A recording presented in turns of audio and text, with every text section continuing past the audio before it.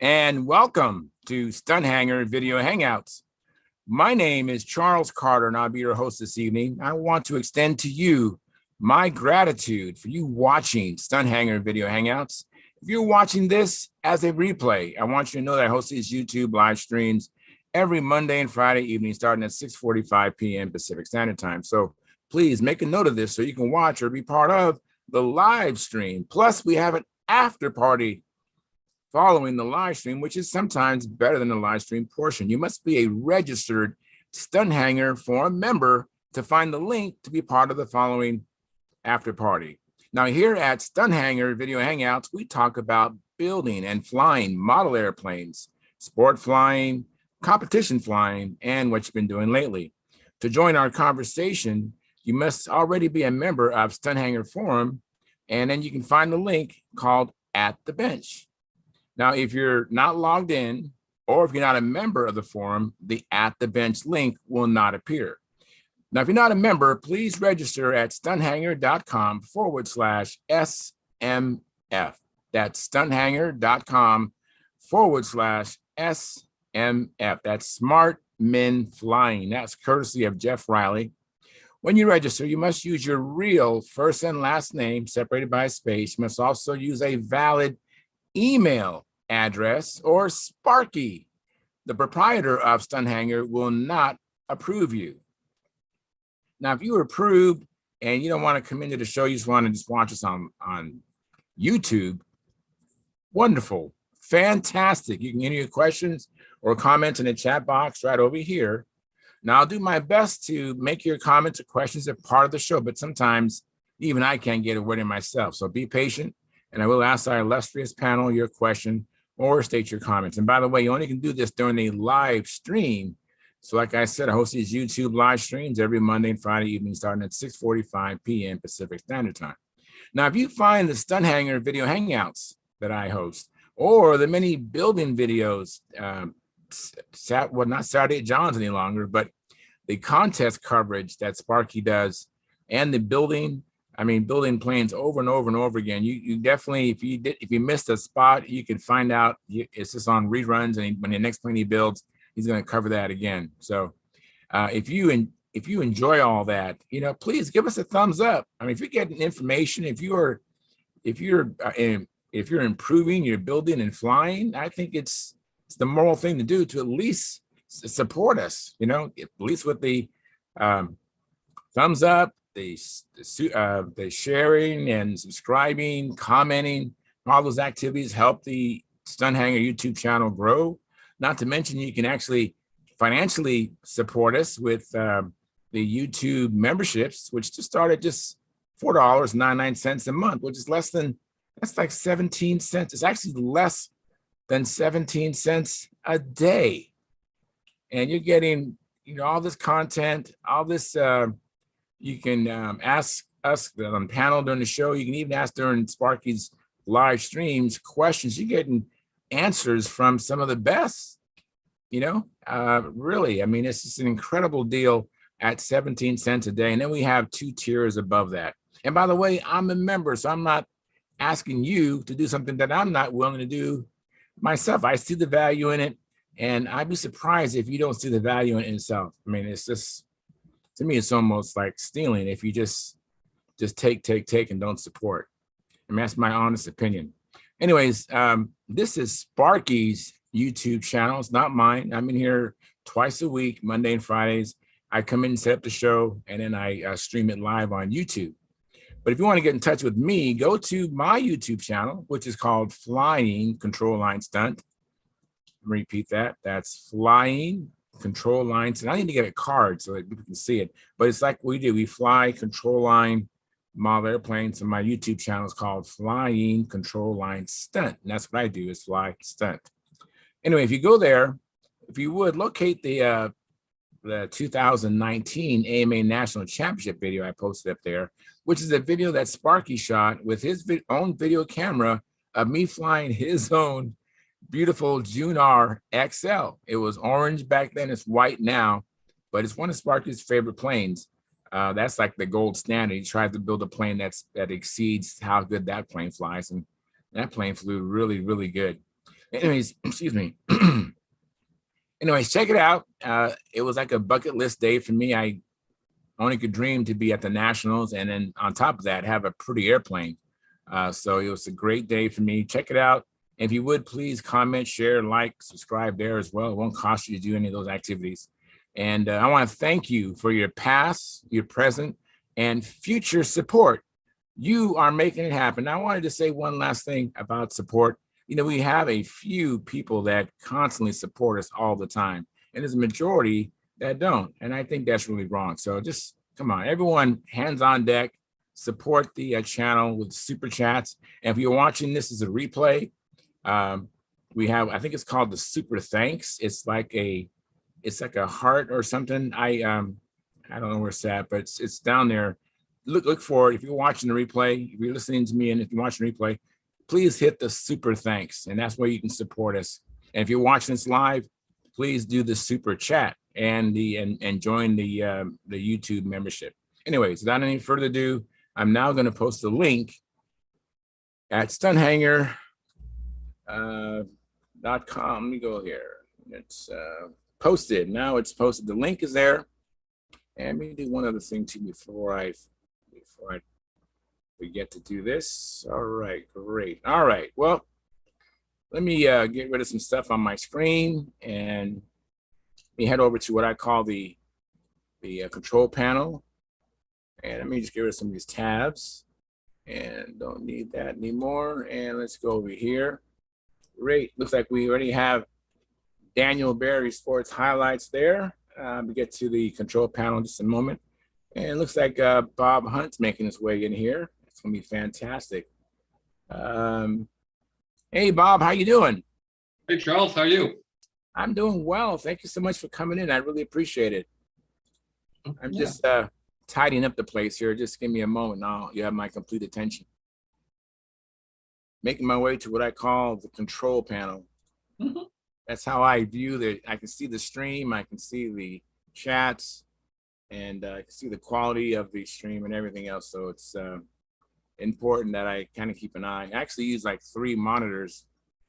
Usually 2 I'm using all the time, but sometimes a third one. And let me just do a little editing here. Want to monetize this. There's no free lunch here in America, right? Mm-hmm. So let me make sure we get monetized, and let me do that. Okay. All right, fantastic. Great. So it looks like we have 10 concurrent viewers, 6 likes. Thank you very much for those likes. If you haven't hit the like button, please smash that like button. It went down from 6 to 5. I don't know what I said. Anyways, maybe they liked it again, and when you like it again, you actually unlike it. So maybe that's what happened. Daniel Berry Sports highlights. He says, "What's up? Happy Friday. Happy Friday the 13th." And then Marcel Legrand, he says, "Hi, Charles and everyone at Stunt School. I just got back from a hang glide." Well, I'm glad you got back safely. I've seen some of your videos. I can see why you do it, but that is such a spectacular view when you're doing that. Anyways, you have my complete attention, Bob. So tell me what you've been up to. Not a whole lot. Working on some projects with Rick Huff that may bring some interesting things to life here in the future. I'm not really at liberty to talk too much about them. It's Rick's idea, so no problem. But I've been doing some building for him, test bed, and not much flying right now. I got to go do a thing for Billy Werwich and Les McDonald on the 25th. I'm going to pick up Billy in Cleveland and drive him down to Dayton, Ohio, to the CIAM World Meeting, the FAI World Meeting. Not just model airplanes, but the whole thing for hang gliding and parachuting and sport aerobatics and everything. They got a thing called the Legends Award, which Billy and Les qualify for because they've each won 3 world championships. And this is for people who have won 3 world championships in any of the divisions of FAI or CIAM.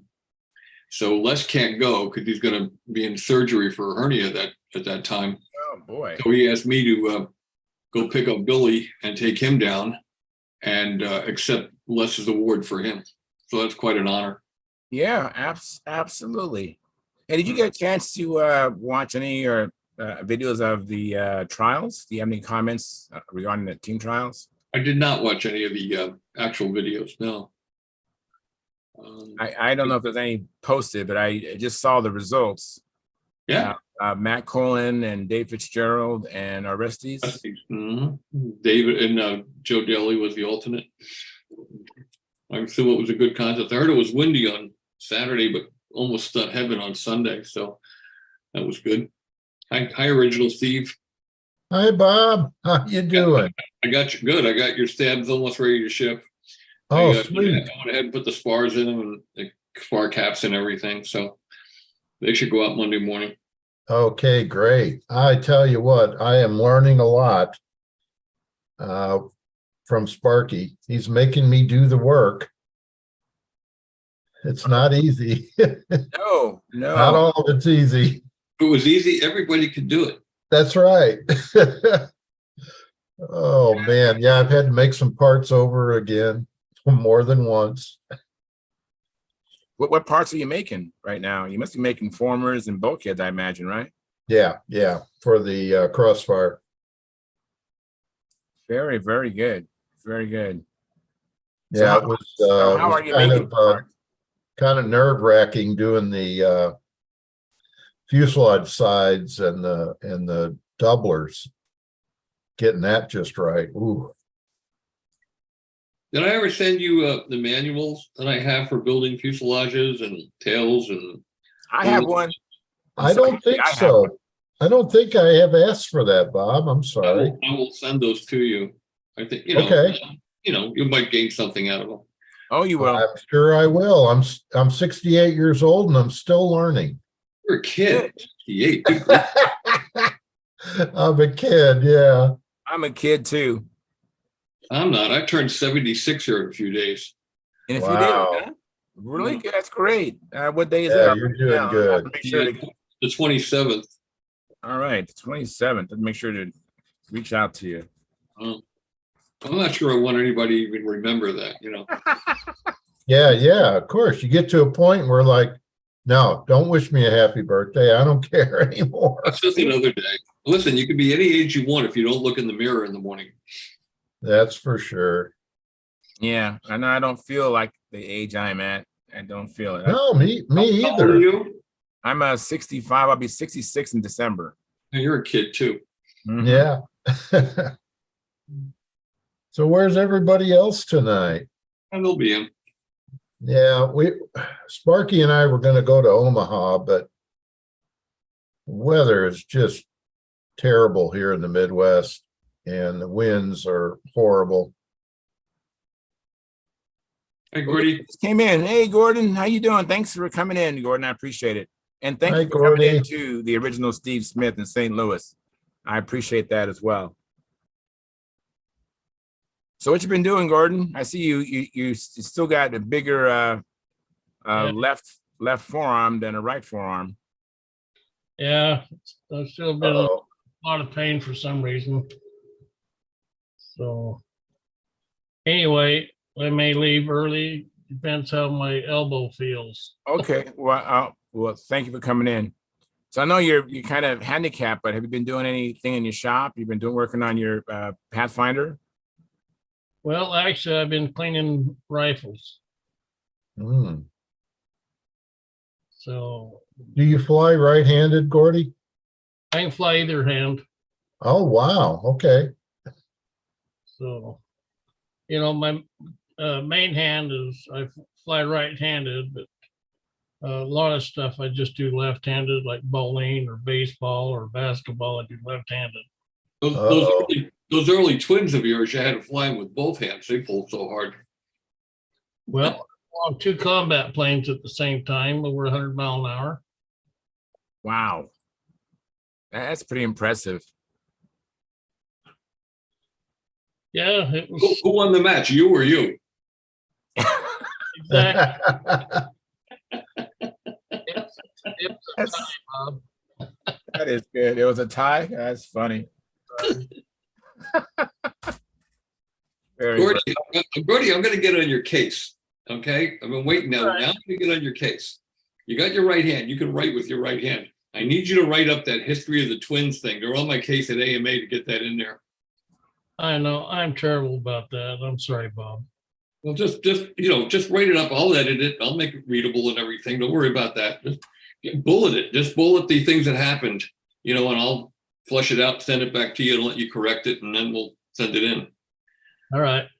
Because they're really on my case about it. They want to put some kind of, now that they have Buddy's twin there on display, they want to have some kind of a thing now. They have a little kiosks next to some key airplanes where you could read about them and maybe watch them in flight, and I think they're trying to get a video of Al Raby's Snaggletooth because it's on display there now. John Hill restored it, and they want to have some kind of a little kiosk where you can read about it and watch videos, watching it fly, things like that. And if they're willing to do that for us, I want to help them out.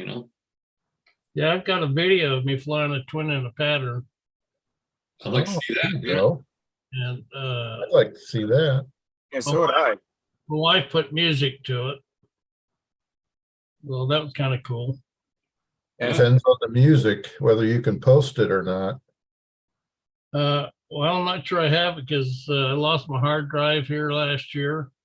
Oh, I lost all my pictures and all that stuff. And Oh, well, so now I got 2 hard drives, one for backup in case the first one. external.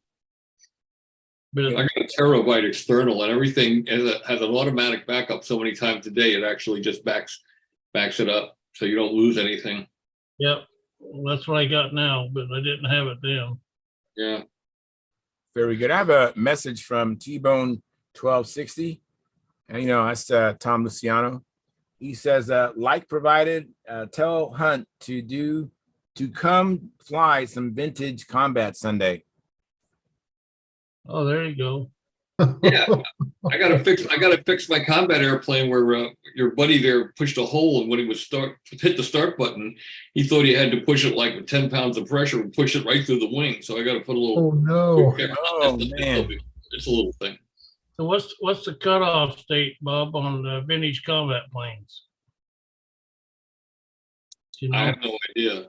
Tom Luciano, what is the cutoff date for the vintage combat planes?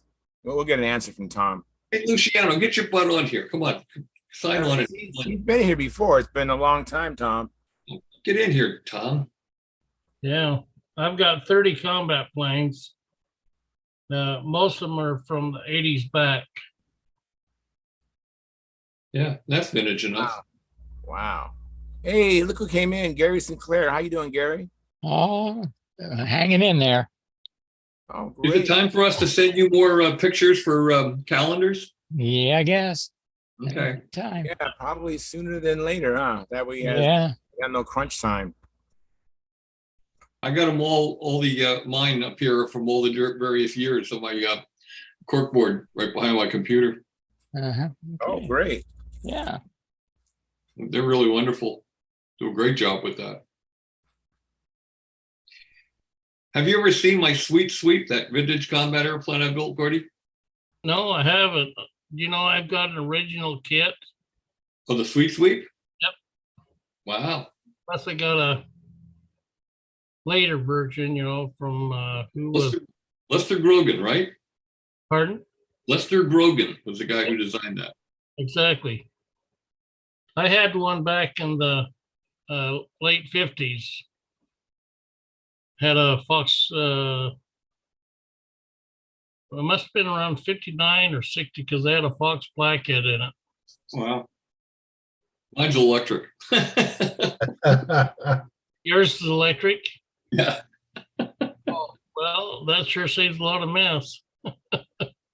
I take a lot of ribbing because of it. That airplane, when I first saw pictures of it, and it said Lester Grogan, and I think a guy named Hale or something was the other guy involved in that.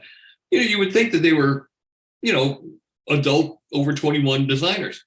Did you ever see pictures of them when they first designed that airplane? They were like 15 years old. Wow. Yeah, they were just kids. And they designed that airplane, and it had the wing fences on it. And in one national, somebody protested it, saying they were streamer catching devices, and the AMA upheld the protest, and they had to take the fences off. And after that, it didn't fly well. And it flies great with the fences on it, but when you hit the wing fences off with that sweep, it took all the performance away. Yep. So it's a shame. Yeah, I remember that. I'll go get mine. I'll show it to you. I'll be back. See it. Yeah, it's a pretty cool looking plane. His you remember the Basta, Gordy? I sure do. Is that vintage or not? You know, is that too recent? Well, that was around the Basta originated from the Nemesis. The Basta uses the same airfoil at the root, but then it's got the elliptical wing. But was it Womack and I went up to the Northwest Regionals, and Jim was flying a Nemesis, and we thought the Boston was probably the best one there. Well, he had to fly it against first and second, and he was all over that airplane. He had to keep doubling back so he wouldn't overrun him. Wow, yeah, this is a pretty plane. Hey, look who else showed up. I don't know what the order is, but thank you guys for coming in. Thank you, Tryon. How you doing? Good. All right, and Jonathan Carradas. Thank you, Jonathan. And then then we have Lynn Burrell. So we have one Canadian and one New Zealand, right? Is that right, Jonathen? Yeah. All right. I always want to say Australia, but I don't know. It's New Zealand. Oh no. What's that about Australia? And My then we wife have just said, "What's that about Australia?" She's from Aussie. oh, Hello that's there. right. Hello. Hi, how are you? Hey, Good, thanks for thank coming you. in. You can only say good things about Australia, I know. Yeah, I have nothing bad to say about Australia. No. Gee. I'm living dangerously here. I've got my back turned to her. So you got to Yeah, be careful yeah. what you say to an Aussie. Yes. Yeah. Let me make Bob Hunt big so we can see his Oh my, yeah. here. 1 second. Look at that. That's neat. Oh, Please, Wow. Dude, that is neat. oh yeah. Slick. And that's a combat plane? Yeah, from 1954. Wow. Oh, it's older than I am. Flash Gordon used to fly that. Yeah. It's a lot of building for a combat, but back in those days, You're not kidding. 120 miles an hour. How fast does that run? Do you know, Bob? What's that? How fast is that with electric on it? I don't know. I think Tom had it at 80 or 92, I think he said it was. Yeah, well, that's still a good ride. You know, I'm not sure of that, but he put up some video of it flying. We did that speed stunt pattern thing, and I wasn't as fast as the real hot glow airplanes, but for our first attempt at electric, it went pretty good. You know, it flies real good. It flies like a little stunt ship. It turns, it locks, it tracks, it does everything just like a little stunt ship. Oh, that is so neat. Pretty cool. It's way too pretty for combat. What is it covered with? Just soap span, the real old soap span and butyrate dope. And I finished it. I had it built for a couple of years, and then I decided to go to the vintage meet, and I finished it and covered it and get it all ready to go in like 3 days. So Wow. I should put some black pinstripes or something on some numbers and things. You know, maybe I'll do that before I go to the vintage meet. I love the way that blends that nose in, that electric. Yeah. Cool. And it's got an annular inlet. Let's see if I can bring that up even closer so you can see it. Oh, yeah. Oh, that's so cool. Yeah. Yeah. It works good. Very cool. What motor do you have on there, Bob? And timer and batteries? I forgot what motor I had. Actually, it was a motor that was given to me by Will DeMauro. It's fairly high kV, and it's got a 50C battery in it. You know, because Hey, guys. it's dispensing, you know, electrons real quick. So it needed something that had low internal impedance. And so he fixed me up with batteries and the motor. I forgot what was in it. And but it has a Castle 60 amp speed control. Wow. Mm-hmm. It runs good. Very nice, Bob. Thanks, man. I love that front end. That looks so cool. Yeah, it was actually, if you want, I'll have a couple of pictures while we're, you know, Sure. Absolutely, Bob. of the construction of it. You guys can talk while I find them, you know. All right. It's going to take me a minute, I think. All right. No problem. Oh, I'm curious as to what Trian's working on there. He's doing some sanding. Yeah. I've got to put the mic on mute. My grandkid just showed up. Okay. Oh, What are you working on, Cheyenne? So I am changing the molds from semi-permanent to wax PVA stuff. And I basically, with the semi-permanent stuff, you have to actually remove it physically because it's stuck. So right now I'm doing some polishing. Oh, okay. Oh, wow. Very nice. That's, This is the Revolutions, right? yep, it's the fuselage, yeah. So I'm actually polishing. I'm using 2000 right now, so All that's right. it. Oh. I keep losing you, Charles. Keep losing your picture. You do? You see me now? Yeah, I've got this damn antivirus thing popping up and it won't go away.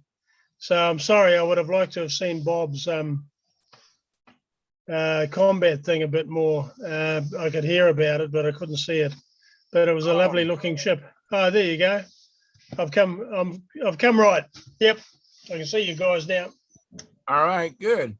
So what you been up to, Jonathan? You been doing any flying or building of your Hurricane? Well, been doing a little bit of building on the Hurricane, and that's coming along. I started on the wing now, but the today was a backup day for last weekend because the combat weekend was taking place in the wind and rain last weekend, and we thought we'd fly the do the ringmaster today up at our flying strip, but of course it was blowing like a hurricane, and the Wimmers, they flew and smashed up 3 aircraft, one after the other. So I didn't fly mine in the end. I gave it away. I thought, oh well, I'm not going to chuck mine up in the air. But they had fun. It was good fun, and it's election day here too, so it's all go round here. Oh. So you might see me crying or jumping up and down, blowing trumpets and whistles next week. All right. Depending All right. on the result. We have to wait and see. All right. are you running for office, Jonathan? No, not Oh. me, mate. I did once for the local council area. I did. I got on local board, local politics, but that was enough to do my head, and I only did it once. That was enough. Now you run from office. Yeah, that's right. Now running as fast as I can the other way.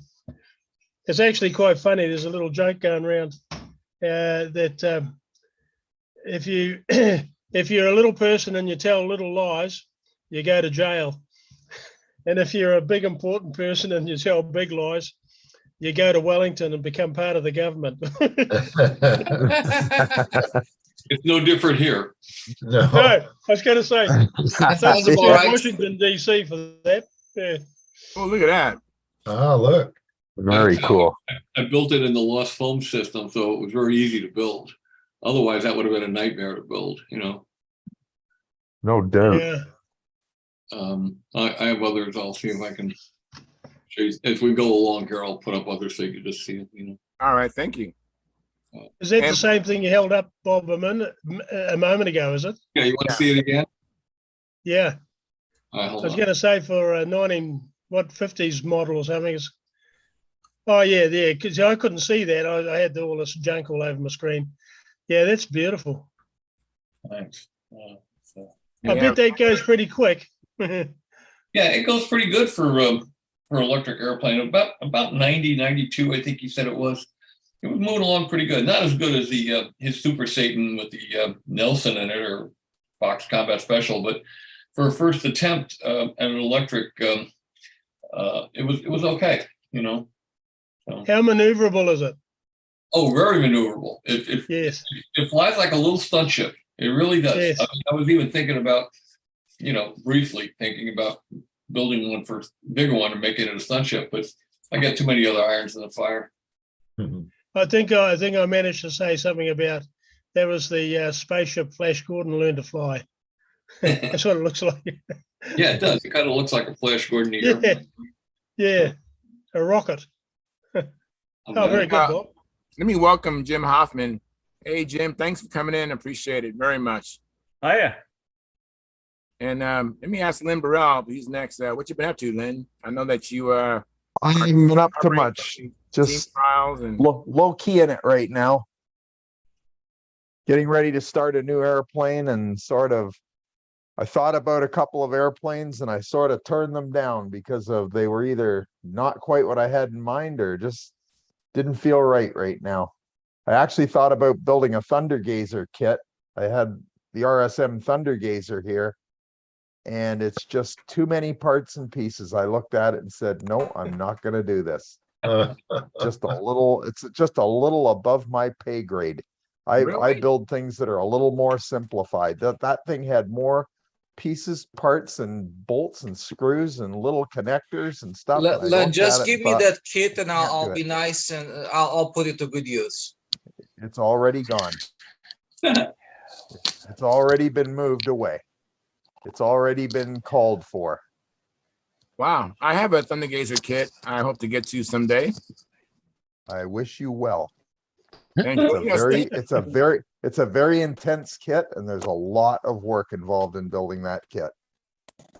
Yeah, Stephen So- McBride, who comes in, he built one and he put a Yes, he did. K77 on a tuned pipe.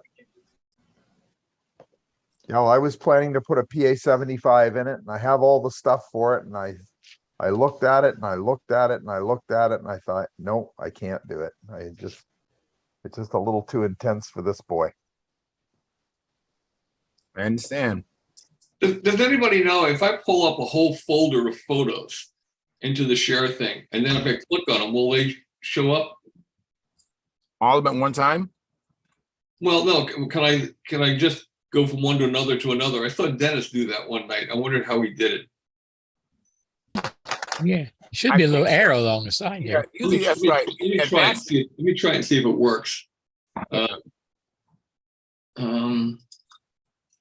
right. While you're doing that, let me catch up with Tom Luciano. He says my computer is not cooperating with Zoom cutoff. So the cutoff for the vintage stunt is 72.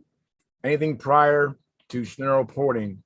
Then he goes on to say that we'll be flying speed, stunt, and speed runs. And we cannot fly matches at our current field.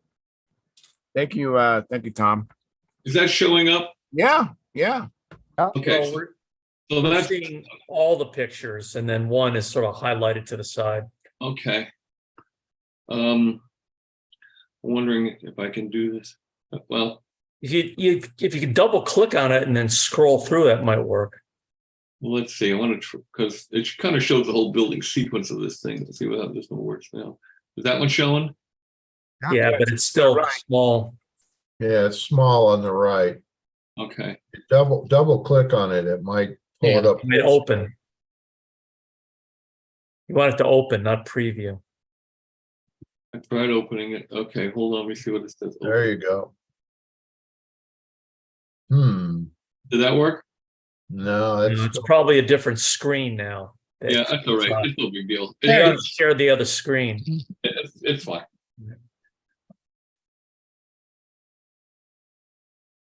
So anyways, Jim, what you been up to?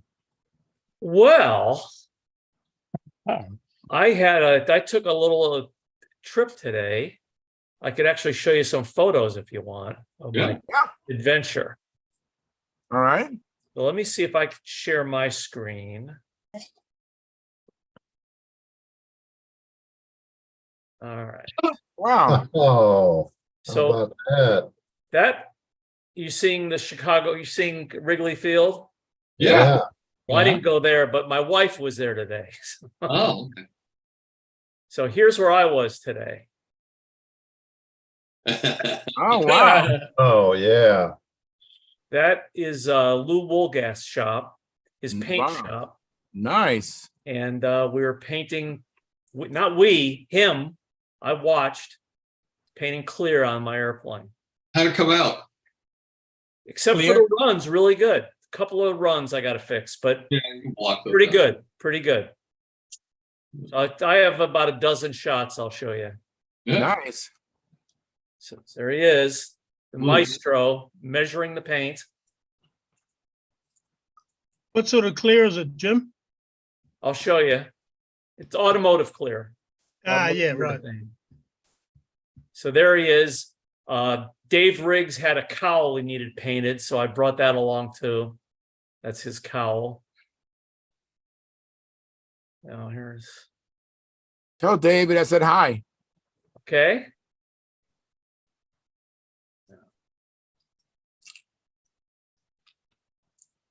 So Yeah. these are all the piece parts of mine, and then that black thing is Dave's cowl. We've all been there, haven't we? Right there. Yeah. Have we ever? Many times. So here's something I do when I remember is I make a test panel. And every time I'm painting the airplane, I put paint on it so that I can do tests and experiments and so Yeah. forth. Easy to do. You just got to remember to do it. mhm. So where's your test panel? I don't see it. Is it right Well, in front? this on the bottom right Okay. here. There. On Make the sure bottom right. make sure the color's compatible and all that stuff. Yeah, I did all kinds of experiments with tape. Mhm. Oh, there we are. Oh, yeah. Well, that's nice and shiny. Yeah. How much, There's a how run much right weight there. did he put on? Well, I don't know. Right now, I left it at his house, let it outgas for a few days, and I'll pick it up on Sunday. Yeah, Generally, that's going to add 2 to 3 ounces, and you can wet sand and buff out ½ ounce maybe. right. I budgeted about 3 ounces. How much do you think it is? 2 to 3 ounces? Yeah. Wow. Well, how much do you add? About an ounce. The Joel Costantino does is the guy who shoots my clear, and he does Barrett Jackson level restorations, and he's getting on a full size airplane ounce to ounce and no more than ounce and a half. All right. Well, I'll let you know. Yeah, I think you're Let you know. probably less than you think. Knowing All right. Louis, he's been doing this a while. Oh yeah.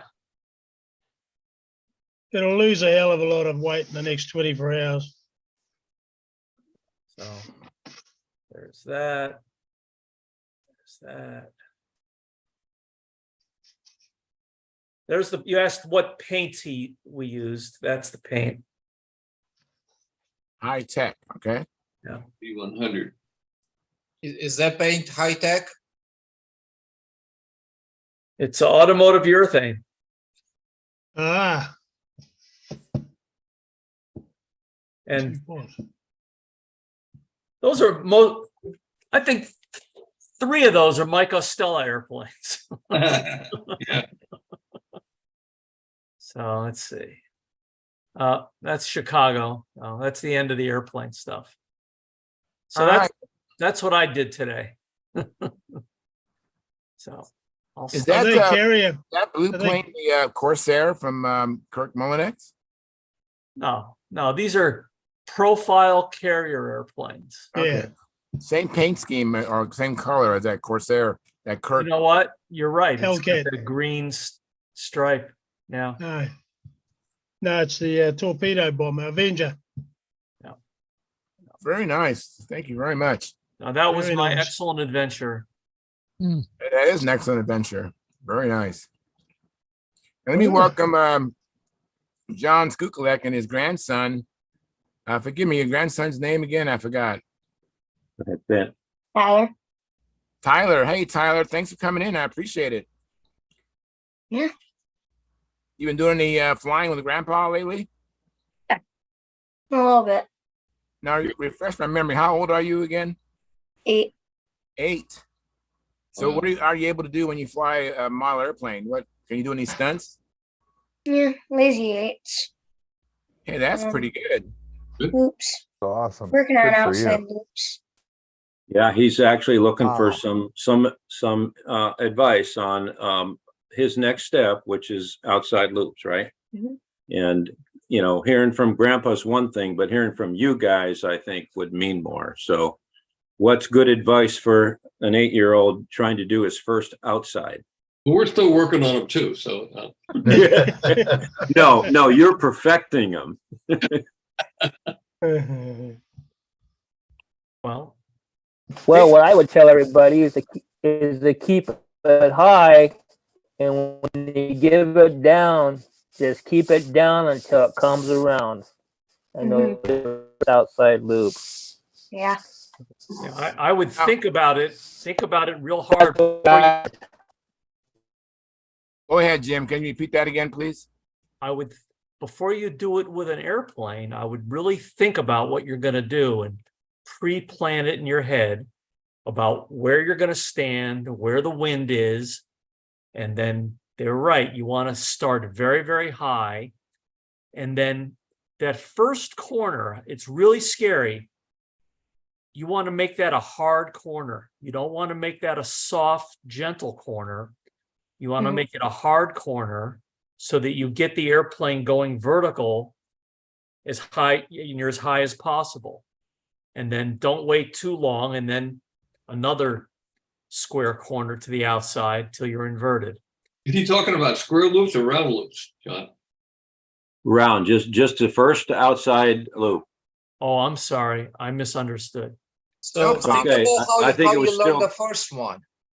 The inside loop is the same idea. You start from flying inverted, right? And you gently take the Right. plane all the way over your head. When you're above your head, give it a little extra down. Trying, he's not starting inverted. He doesn't fly inverted yet. Oh, So when he I'll does, probably recommend to go inverted and fly a lot of inverted. Yeah. I agree. yeah. John, Keep can you Learn stretching- inverted first. John, Yeah, can you keep fly the pattern? stretching that lazy 8 out longer and longer until you get a whole loop in, a whole Lap. Yeah. lap in. John, can you fly the pattern? Yeah, it's barely recognizable, but I can. Okay, well, here's how I Okay. taught my son Robbie to fly. He came to me and said, Dad, I want to do this. And I said, well, that's great. We'll have a thing called the whole shot, little profile. I said, we'll take it out. And I set him down. And I said, look, you're going to crash a lot of airplanes. Don't worry about it. Dad will repair them. It'll take you about a year to learn the pattern. You know, take your time. Well, what I did was I took him out and put my hand over his hand in the handle.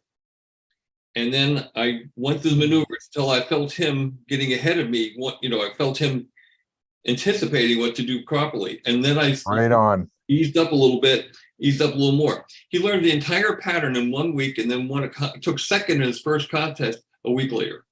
All right. Wow. So it can be done. Kids are much quicker now than we were when we were kids because of the eye-hand coordination because of video games and things.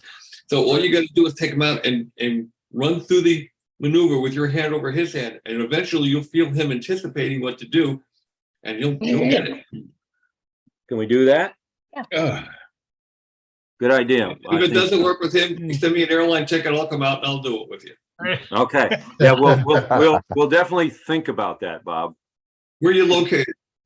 We're in Grand Rapids, Michigan, the west side of Michigan. Okay. Well, maybe But get in touch with- I grew up in Pennsylvania, so maybe we could do it in Pennsylvania. well, I got older in Pennsylvania, but I never grew up. Oh, you got me. You got me. You got me. Hey, Charles, would it be okay if I asked a couple of other questions? Yeah, please. Oh, Especially for Tyler, especially. Yeah, our this is future. a, This is our he future was here. given at the Nats this year. He was given, you know, as one of all of the nice things bestowed upon beginners at the Nats. He was given, Bob, a hole shot. Oh, Right. nice. And it's nice and light, and I'd like to get an LA 25 in it, but it had a bigger motor. So the spacing between the engine bearers is really a little bit too much for the LA 25. Is there any way to get it? There's got to be some method or trick to get a smaller motor in there. You put metal plates in there and then just Just put gonna say it. on the plates, you know, put screw holes in the plates. Aluminum works, you can keep it light. Okay, all right. You So can close up the gap. You screw those through the motor mounts to the motor mount, and then you can reduce the amount of opening between the mounts, and then put the motor in and line it up and drill and tap those holes. And yeah, you can do that. All right, so that's safe to do. All right, Sure. good. I'd like to do that because the airplane looks like a good one for Tyler to learn some of these things on. Have you guys seen Yeah, the one that Frederico Sesclin down in Brazil made? He made a full-bodied hole shot that's going to be in a plan feature in model aviation soon. He calls it the Hole Shot Master. Have any of you seen that airplane? No, I haven't. Do you have a yeah, picture? I did. I It's do beautiful. have a Beautiful. picture. It's a gorgeous airplane. He is some builder, that guy. Yeah. Yes. Go ahead and ask your question, John. I'll search that out, and while you're talking, I'll find it. Oh, thank you. All right, one last question, and this is not really a question, it's a follow-up and a thank you. A couple weeks back, the last time I was on, I explained to the group that I was having a problem with a Nobler I was flying with, an LA 46. It was leaning out substantially once it got in the air. And then he had a miss and said, where's the fuel pickup line? Is it on the inside? Is it on the inboard side? And I had moved it to the inboard side to get the needle away from the muffler. And he said, well, maybe, you know, maybe that's what's causing it to lean out. So I flipped it around. I flipped the needle valve assembly around, and it completely solved the problem. So all you guys probably know that, but as a relative beginner, that was knowledge I didn't have, and it was a great solution. I wish Denny was here, but I just wanted to say that. He'll be in probably. Yeah, not bad for an electric guy to solve a IC problem, huh? Right. And I have a good advice for you, some advice for your nephew. Well, look at this. Hang on. Look at this. Wow, look at that. That's a hole shot. That is nice. Sharp. Full-bodied hole shot. He calls it the Hole Shot Master, and I got him. I talked to Model Aviation. We're getting. I'll show you another picture right here in a minute. We're going to publish it in Model Aviation. That is an awesome airplane. Yeah, he did a great job. Outstanding. Wow. Beautiful. Nice. Guy does some work, boy. Sorry to interrupt there, John. But No, that's great. I appreciate seeing this. Beautiful. That is not shabby to any airplane. No. Go ahead, Tryon. You had some advice. Tryon, go ahead. The biggest advice, listen to Grandpa. If Grandpa says do this, you do that. Nothing else. Thank you, Tryon. You know what? If you don't, I'm going to report you to Tryon. If you don't do that, you're gonna eat a plane. Not good. Thank you. Welcome. Hey, Tyler, if you happen to try an outside loop from up top, not inverted, you want to make sure that when you come down, that your hand continues to go all the way around.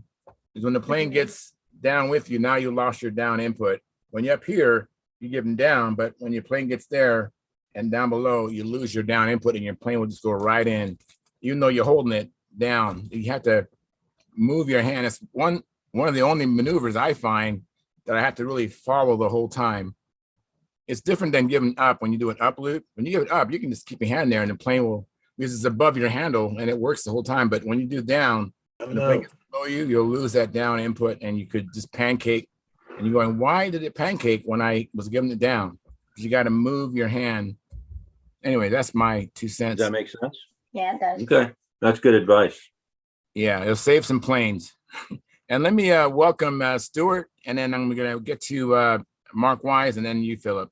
Hey, Stuart, what you been up to? I went flying this week earlier. It was really nice. You sound kind of sad, like you crashed your plane or lost your dog. No, not Okay. yet. I mean, today's Friday the 13th, so I was just wondering if you crashed. So other than that, I don't Enthusiasm, know. man, enthusiasm. Haven't done too much. Yeah, it reminds me when I was in sales and my sales manager, I was doing a presentation in front of him. And he goes, "You got to act more excited, Charles." And I go, "I am excited." He goes, "Well, your face is absolutely opposite of that." So, anyways, I think next person was Mark Wise. Mark, what you been up to? I know that you've been doing some family traveling. I He's have, been- and been golfing. it was nice to get a note from you, Charles. That made me feel good. Yeah, you're welcome. I guess just a lot of things. I know this is late, but I wanted to congratulate Len for his accomplishments at team trials. And or not team trials, the Canada team trials, right? Yeah. Okay, I got it now. I got it A now. valiant effort. Yes. Yeah. And to the three We guys gave it our best. who made the US team, David and who else was on there? Matt Colin, yeah. neat to see. And of course, Orestes and Joe Daly, first alternate. So I spoke to Joe today, and he said it was quite an event. So other than that, spending a lot of time working on doing the background on the Worlds. The Nats coming up, which isn't that far away now. I don't know, about 8 months, 7 months. So just staying busy. Life's good. Good to see all you guys. I don't know. I got on and Bob got off. I guess I must have insulted him, but I'd rather insult him when he was there. So it's good seeing you all, and I'm glad to be back. Great. Good. Thanks so much. And let's go to Philip Bailey. Yes. Hey, Philip, how you been? Yes. How's everybody? Doing great. Crazy doing as well. ever. Trying to get my jigsaw puzzle put back together so I can go flying again. Have you been? Have you made any progress on your SV11? I made some. It's oh man, look at that. Oh yeah. Oh, that is so pretty. That's my favorite Gordon Delaney photo. Is Gordon still around? Yeah, I'm right here. Yeah. All right, good. Good gracious. Gordon, Yeah. what did you power the USA One with? That's not a USA One. What is it? It's an Aptrix, but I did put a USA rudder on it. It's an asterisk. Isn't that what USA One came from? Exactly, but the Aptrix got a thicker airfoil. Jim Rhodes has been flying Aptrix. We finished them about the same time, except I didn't like the rudder on the Aptrix, so I had about 5 coats of dope on it and cut it off and put a USA rudder on it. And everybody thinks USA One now. So, Is the Aptrix classic Yes. legal or not? what's that? Oh yeah, it's Aptrix older than USA Classic. One. Is it classic legal, the Aptrix?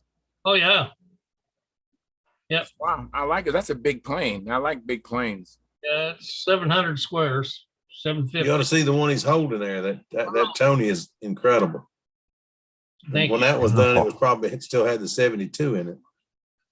That was a beautiful airplane. It sounded incredible in the air. Thank you, Phil. You're welcome. That's beautiful. Yeah, nice. Really well too. Paul Walker flew it about 4 flights in a row. I wasn't sure I was going to get my plane back. Nice. Very, very nice. It's a good thing. Yeah.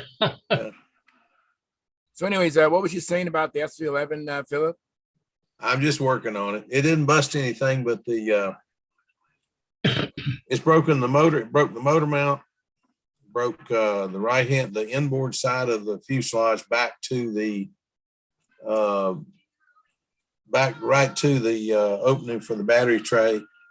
And then of course all the intricate little braces in there is all busted up. So it's fun trying to figure out what it's supposed to be and make a new piece, because the old ones are, I mean, they're literally jigsaw puzzle pieces. So it's coming, but it's slow. Another week, maybe. I hope to have it next week if I get some time to work on it. It won't be this weekend. I'm promised out all weekend this weekend. But man, I tell you, it was fun building it, but it's no fun rebuilding it. I know. I actually had an accident. I shouldn't say an accident, but I forgot what happened early on in my SV11's flight history. Something happened. I had no power or something, and I crashed the plane, and I destroyed the battery compartment. So I feel you as far as trying to fix it. And I fixed it with solid pieces of plywood, which was a mistake. And then I went back and later and put holes in it. But yeah, because I'm going ahead and putting holes in to start with. But wow, it totally lost the integrity of the battery compartment. So I was just trying to make it rigid. That's why I used solid pieces, because I had to give it integrity. And that's some thin wood in the first place. It's like, oh, it is. It like, really is. Like a 16th thick, maybe, if that much. It's less than that. It's 32nd. Yeah. So 132. And I had knocked in the bottom chin of the plane, and I pushed that out. It was quite an ordeal. Yeah, mine's been an ordeal too, but we'll get it. We'll get it. I'm stubborn enough. I'll get it eventually. I saw a couple of planes put back together that I didn't believe could be put back together, and I believe I can do it.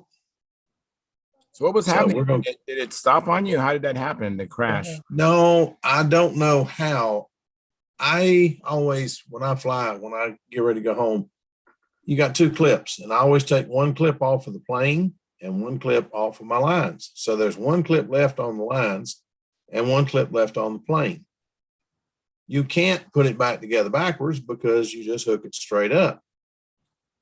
But somebody had taken one of my clips off, and he told me about it later, and looked at the clip, showed somebody else the clip, and then put it back on the plane. He put it back on the wrong place. Oh, no. Good Lord. Well, he didn't know he put it back on the wrong. It's just an honest mistake. He didn't know he put it back in the wrong place. And I didn't know he'd taken it off. But I always, before I launch a plane, I check my up and my down. And the guys all said, well, you always check that every flight. For some reason, that flight I didn't. So it was just a series of things that happened and led to a tore up airplane. I think most of us do that, Phil, that we leave one clip on the airplane and one line. But the way to make sure you never make a mistake is always leave the clip. In my case, I leave it on the rear line. It's always on the rear line, which in my case is the longer of the two, because I don't want them to come near each other when they're at full throw. So you leave it on the rear lead out. And if it's not on the rear lead out, when you come back to the airplane, you know to check. Something's wrong. Yeah. It's a good idea, Bob. I'll do that. Yeah. I'll do that. That's go ahead, just you get a chance. It's just one of those things you just don't expect. And I don't know. I in a hurry felt like I was in a hurry that morning and tried to hurry up and get it done. And it never got more than 6 feet high, but it helicoptered there for a second, and I'm trying to change hands, and I just in the middle of it just couldn't get it done in time. What a shame. Yeah, it was, because that plane was really flying good. That's I don't know. It prompted me to hurry up and let's get busy and paint something. I've got two of Bob's airplanes that I need to get painted. That's a bad way to lose a plane.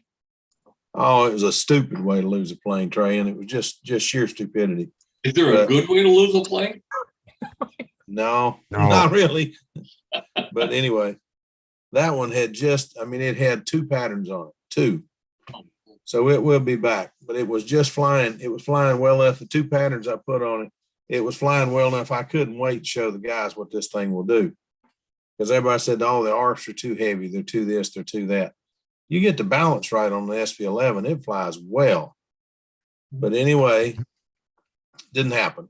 My wife has seen it fly, but everybody else has just seen 1 and 2 minute flights on it. She saw a full pattern on it. She's the only one that got to see a full pattern on it. But even she said, that thing's impressive. The pullouts are just bang, and they stay flat at 4 feet. And I finally cheated and made myself some of those stanchions like Charles was talking about a year ago, where I got a mark at 4 feet, one at 6 feet, and one at the top, which is 10 feet. And it was right at 5 feet. It wasn't 4 feet. It was right at 5 feet. But they were just kabang and they were there. It just looked really good. I was really tickled with that airplane and then tore it up. Yeah, what a shame. So now I got to finish either the Genesis or the Crossfire or the Crossfire XLTC or A Pathfinder. Oh, the Pathfinder I'm working on. Pathfinder would have been finished, but I did not look when I put the thing together. And the hole was not as big as the wing. The new wing is much bigger. So I cut the fuselage in at an angle, upper and lower, and put some pieces in, and now the wing slides in it real nice. But I'm going to go ahead and make it electric, so I'm cutting the front up and putting 2022 front end in the thing and a little box under it to hold the ESC. And it'll be interesting looking when I finish it. Get it painted up and send John some good pictures of it. Hey, Gordy, have you seen the? Hang on, Bob. One second, Bob. I'm so sorry, Bob, but Lynn Burrell had a question and he's waiting. No, I was just gonna say that the now that I use Spectra all the time, the line clips never come off the end of the lines. So what I do now is I have a red permanent marker and I mark the up line with red and I mark the lead out with red as well. So I can never make a mistake and no one's ever going to take a line clip off. And I know a lot of the guys, even in our club, say, oh, I just leave one clip on all the time. It's all great until something happens. Like something like happened to me. Off or somebody else, or you're in a hurry one day because you're trying to get the airplane away because it's raining or something like that. And stuff happens. And I have those colors there and I know every time that there's only one lead out that's colored and those two have to go together. Yeah. And I'm not saying it's the only way, but I'm trying to always make it so that little things like that can't happen. Yeah, I'm thinking about doing like the Spectros that I have. One's I'm blue sorry, and one's yellow. I'm sorry, Steve. I interrupted Bob Hunt. No, that's all right. That's not a big deal. I just wanted to ask Gordy if he had seen on Stunthangar on the building techniques, Federico Sescom's Pathfinder profile twin. Have you seen the pictures of that? I haven't. When you get a chance, go check them out. It's exquisite. What's it on? It's on Stunthangar on building techniques. It's his thread on that profile, Pathfinder profile he's building, and it's gorgeous. Cool. Yeah. You gotta check it out. I'm gonna build a Pathfinder too. Go ahead, Steve. Steve Smith. Go ahead, man. Oh, I was going to say the Spectras that I have, they're two different colors. One's yellow and one's blue. Blue is up toward the sky and yellow is down for a warning, I guess. So that's been working for me. Very good. And then Jim Hoffman. Go ahead, Jim. I use the one clip method, but something that I do, I watch most people, they wiggle their handle and they're not checking up and down. They think they are. They're just observing that the elevator moves when you wiggle your handle. Mm-hmm. You've got to actually stop and think, I'm giving it up. Is it up? Is it down? You have to take a moment, take a breath, and think. And if you're flying a twin rudder airplane, got to be really careful because you can't see You can't see it. Exactly. I know. I did that out first time flying an Olympic. I was like, I can't see the elevator. And someone said, look at the flap. Yeah. Remember, they go the opposite way or you're in trouble. But it's a matter what of you have to do. What you have to do is ask your pit guy, is that's up, that's down, is that about neutral? And if he says anything other than yes, pass. Yeah. But check it before you get to the center of the circle and you've already pressed the button. And I didn't do that. I always do, but I didn't do that. Well, you guys, I'd like for us to go into inside and outside squares. I put that up on the Stunthangar forum. Who's going to talk about that? And I know that some are going to leave early, so if we can get some conversation about that, that'd be great. Yep, yeah, Bob. That's why I came on tonight, because I saw your discussion. I'm not going to be able to stay up late tonight. I've been up all day, but if I can, I'd like to put my 2 cents in. Yeah, please do. For like $1.25 in. This is something I'm very adamant about it. It's teaching people how to play squares and what they really are. Okay, first off, squares are more, we all know, squares are more about the legs than they are about the corners. It's about what makes a square square. It's not the corners, it's the flats between the corners. If you don't, if you're flying flats, and if you don't corner, your airplane will crash. So you're going to do the corners no matter what. But it's the flats that are important. And a lot of people don't fly the flats. They fly rounds. They never get it locked onto the flat. And the other thing about squares is, in all of stunt flying, is timing. This is a timing event. And most people don't realize that. You ever notice how many musicians are really good stunt flyers? Billy Weirwood, Jimmy Casale, there's a number of them that fly stunt who are really good musicians. And you don't have to be a good musician in order to fly stunt. But there's something about music and about timing. The timing, if you tap your foot to music all day long, you'll become a better stunt flyer. Now, obviously, the timing in squares is not dead 4/4 time. In other words, it's not the exact same timing going up as it is coming down, because the airplane's decelerating going up and accelerating coming down to some degree. But does everybody know what swing is in music? You know what swing is? No. Swing, you've heard of swing bands from the 30s and 40s? Well, swing means that you have a metronome going and you have a time going. And then so you swing ahead of it and then behind it. But that metronome is always going down the center. So I actually count. I go 1 2 1 2 1 2 1 2 1 2 1 2 1 2 1 2 1 2 1 2 1 2 1 2. And I used to click my teeth instead of counting. Then I started breaking teeth, and now I do the counting. And I'm telling you, if you get to the point where you can get that swing time going, you have a constant metronome going in your head, and then swing ahead of it and behind it, but stay on that meter, you'll do better maneuvers. Wow, that's great. Thank you. Well, that's kind of my 2 cents. Well, how about How about the other cent? About the outside? Do you have anything particular about the outside that you want to share, Bob? Yes, one thing I do want to share about the outside. I mean, obviously, we all know about not climbing before you pull down. That's, fly right at 45. But in heavy wind, doing an outside, something I learned a long time ago that helped immensely is you're flying up at 45 and it just doesn't feel like you have the tension it just doesn't feel right. Like you're not ready to turn it. And if you do turn it, it loses tension sometimes. If you wait a microsecond, half a heartbeat longer, a little bit further, I'm not talking about feet, I'm talking about 12, 15 inches, then you pull down and you'll have tension. Just the tiniest bit longer than you think you have to wait.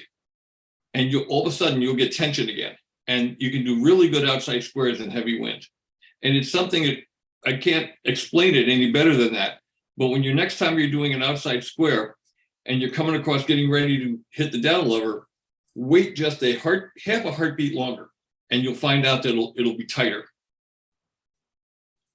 The lines will be tighter. We'll try that. And that's a hard corner, right? That first corner, you have to hit it hard. Yeah, it should be as hard as all. It should all be equal, really.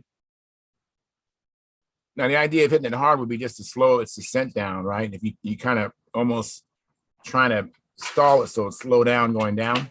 I don't know about that. I mean, I never thought about it in those terms. I just try to make all the corners the same as I possibly can. I don't think of that as slowing the airplane down so much. I mean, what are some other people's feelings on that? Yeah, go ahead, Jim Hoffman. Thank you for helping out.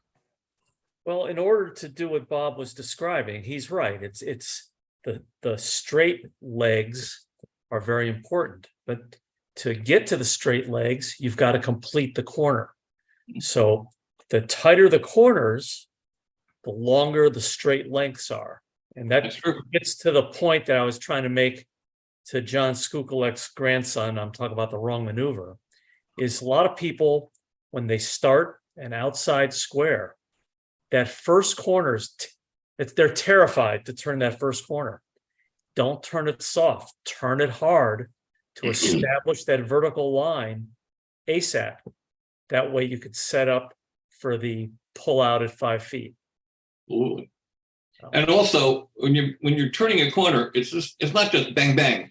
It's you're placing the airplane into the next flat.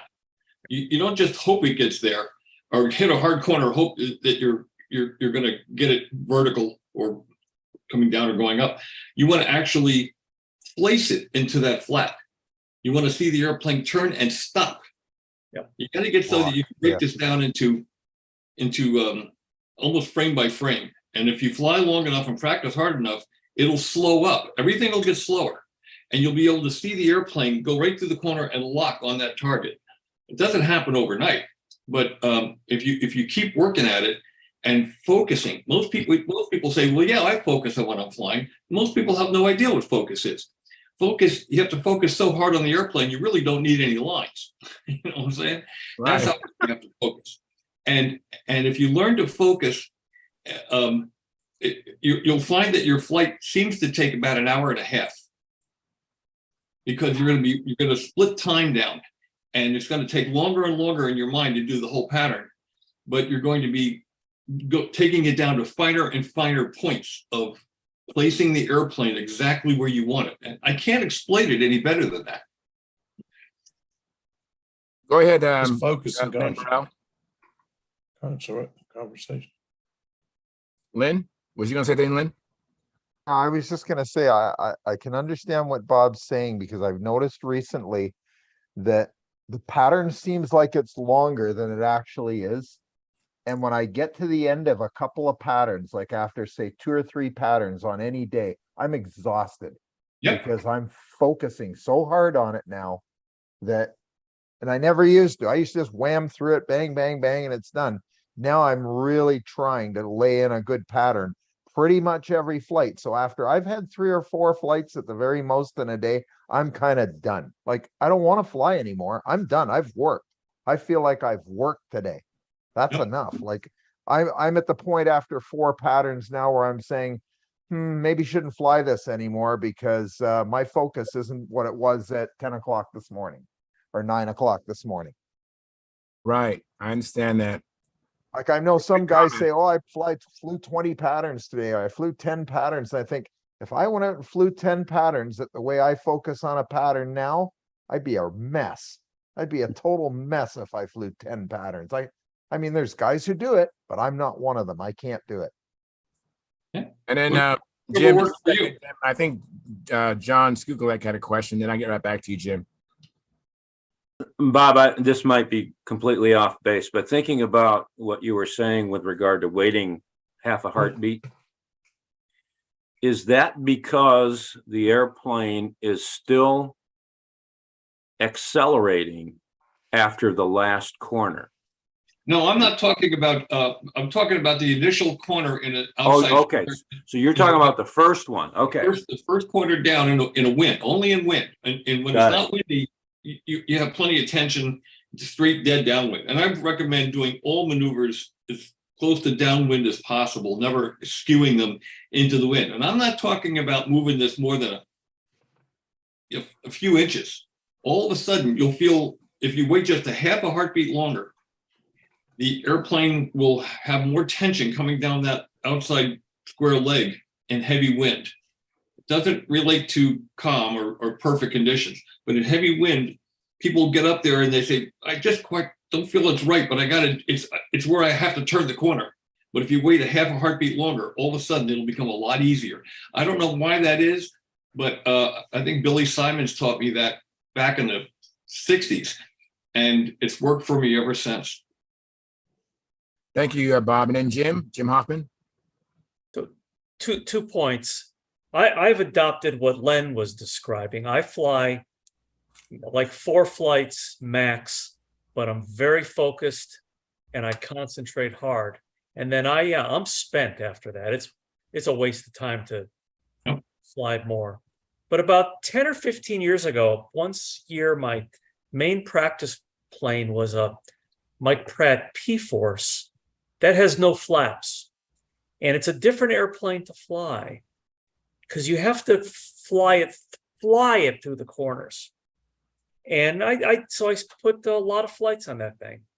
And I found when I transitioned to a more traditional flap big stunner, I could tell the difference when I was flying corners because I was not just banging them, I was really flying through them, flying the corner.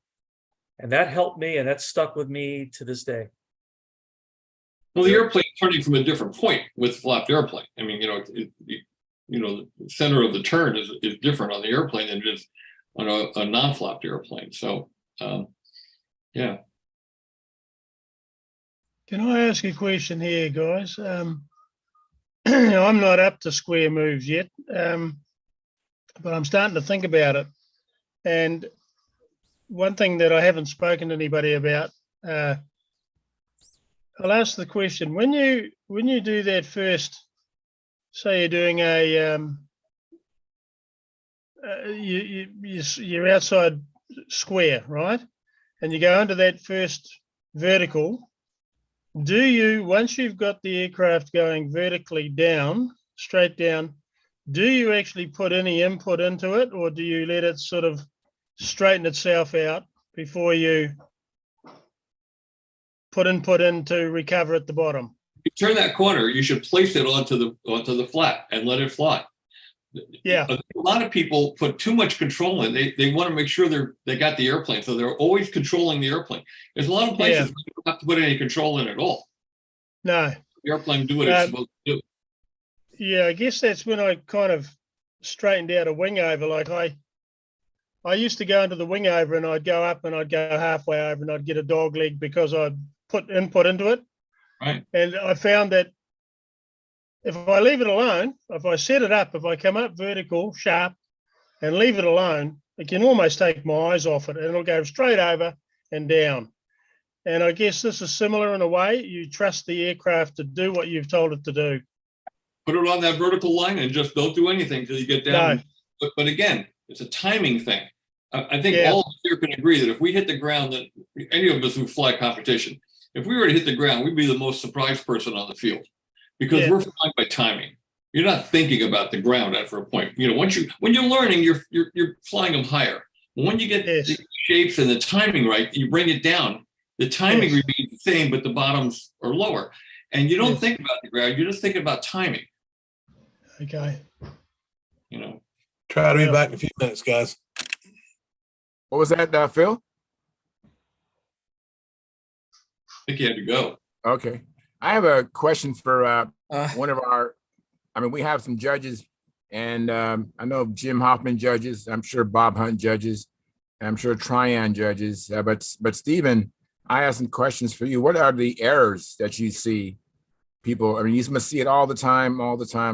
What do you see in insides and outside squares as far as errors? Well, first I wanted to make a comment about biasing into the wind. All right. Bob mentioned not to do that very much. And as a judge, I appreciate that. It makes it easier for me to see the shape.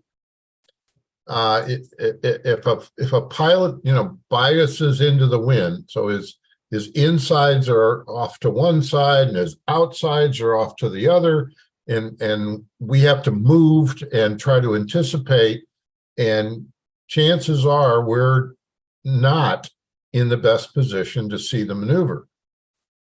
But if they can place them directly across from us without that biasing, it's easier for us as judges to see the shape of the maneuver.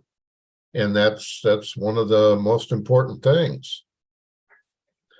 You know, I mean, as far as errors, there's as many as any other maneuver. You get the shape wrong, you're flying a rectangle vertically or a rectangle horizontally. Probably see more horizontal rectangles than vertical ones, but on the outside square, actually see more vertical because they're starting out higher than 45, you know, 60 degrees or more. Because of that.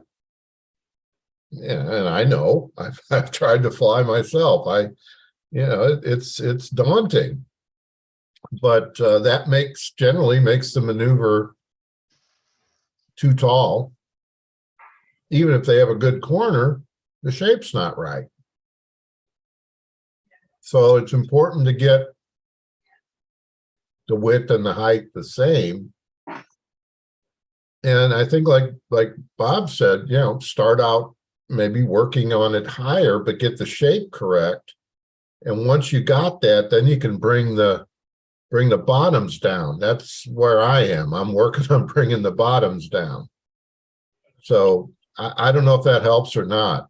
Yeah, it does. I have 3 people asking me a question, and I did not have my attention, so I don't know who was first or second or third. So forgive me if I do it out of order. I know, Bob, you was the last one of the 3. I'm not sure if it was Jim Hoffman or Gordy, but let me go with Gordy because he hasn't had much to say. Go ahead, Gordy. Well, I've done quite a bit of judging over the years too. And I find if you're standing directly down or upwind from the pilot, if he biases left or right slightly, that shouldn't be a problem. That way, when you do your figure eights, the intersection is going to be directly downwind. And if you bias a little bit as you're coming around the back side, the airplane's not going to accelerate. But the judges, if they're standing in the right spot, should be able to judge inside or outside from where they're standing without having to move. That's my opinion anyway. How much of a problem is it? Oh, go ahead, Jim. Forgive me. Go ahead, Jim Hoffman. Go ahead. I have 2 points to make. One is something Bob Hunt told me years ago, and I actually agree with, is when you're doing square maneuvers, you see one of the big errors you see is size. People fly them big.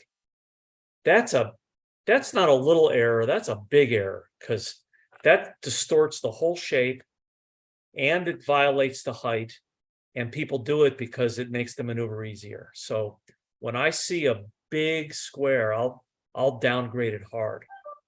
But the other point I'd like to make is, as a judge, if there's a breeze, I'm a veteran pilot, I can anticipate where this guy is going to offset those maneuvers, and I move to put myself into position. I'm looking at the rule book here on my other screen. It does not speak to where you place that maneuver. That should not be a downgrade.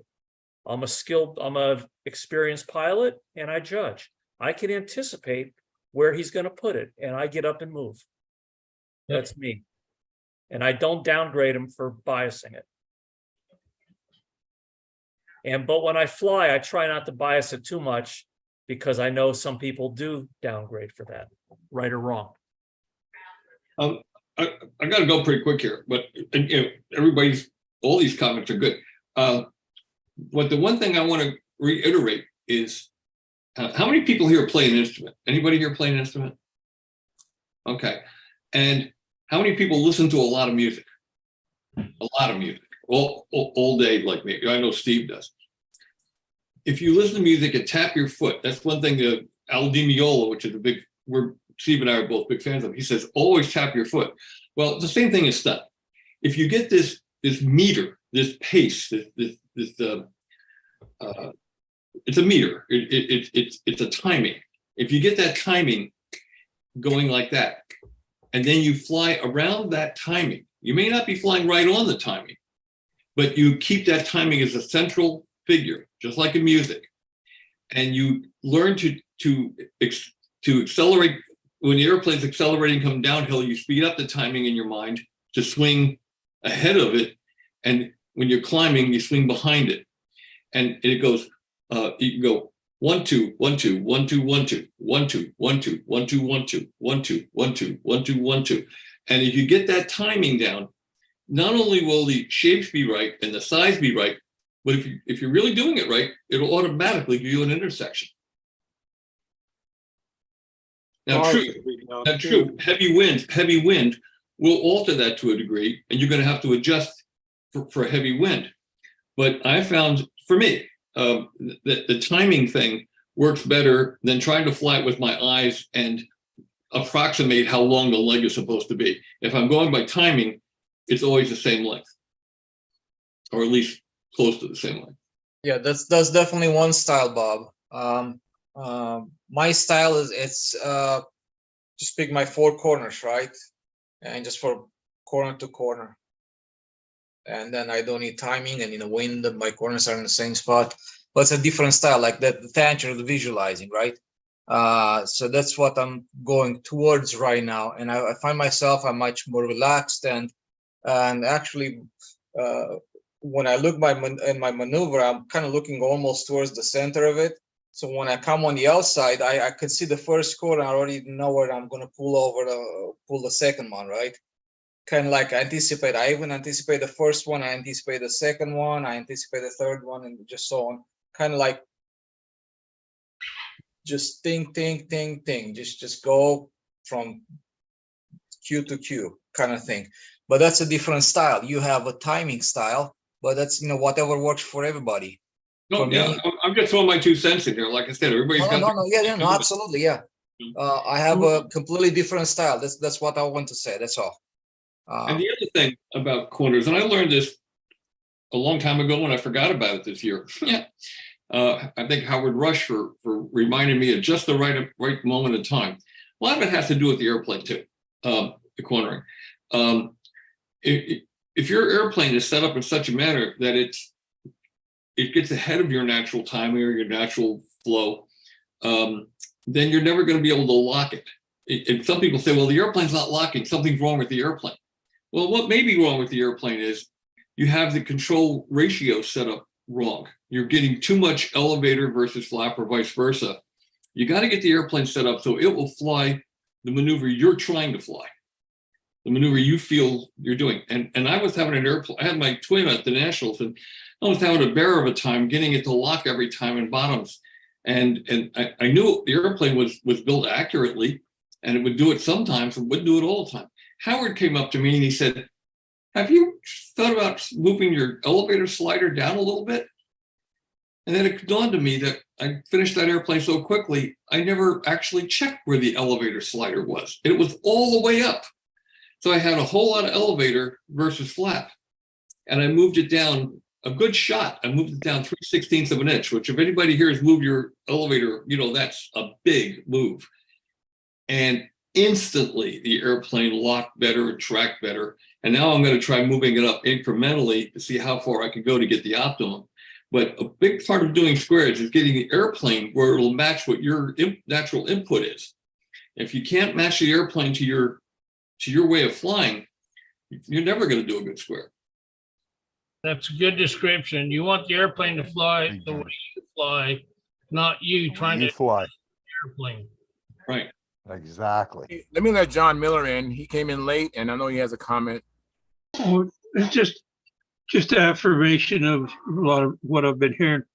I also tend to fly with a cadence, and I've noticed that many of the best pilots throughout the history of the event have had some kind of a musical background, and I think that's getting that internal timing going, as Bob described.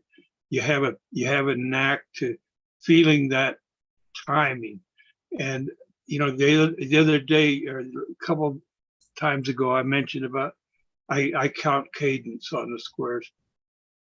or any maneuver that I have to do a sharp corner on, I'll do cadence on it, because I found that you, especially when I'm wanting to get the bottoms down, if I count cadence, I'm not even looking at where the bottom is. I'm hitting the bottom, and I'm flying the airplane. And you know, for instance, starting from the on the outside, first turn, 1, 2, 3, 4, and the comment was made. Well, what about the difference between the bottom level section and the upper level section being different lengths? You know, counting cadence, will that get thrown off? And Bob alluded to it when he talked about having to vary the cadence a little bit.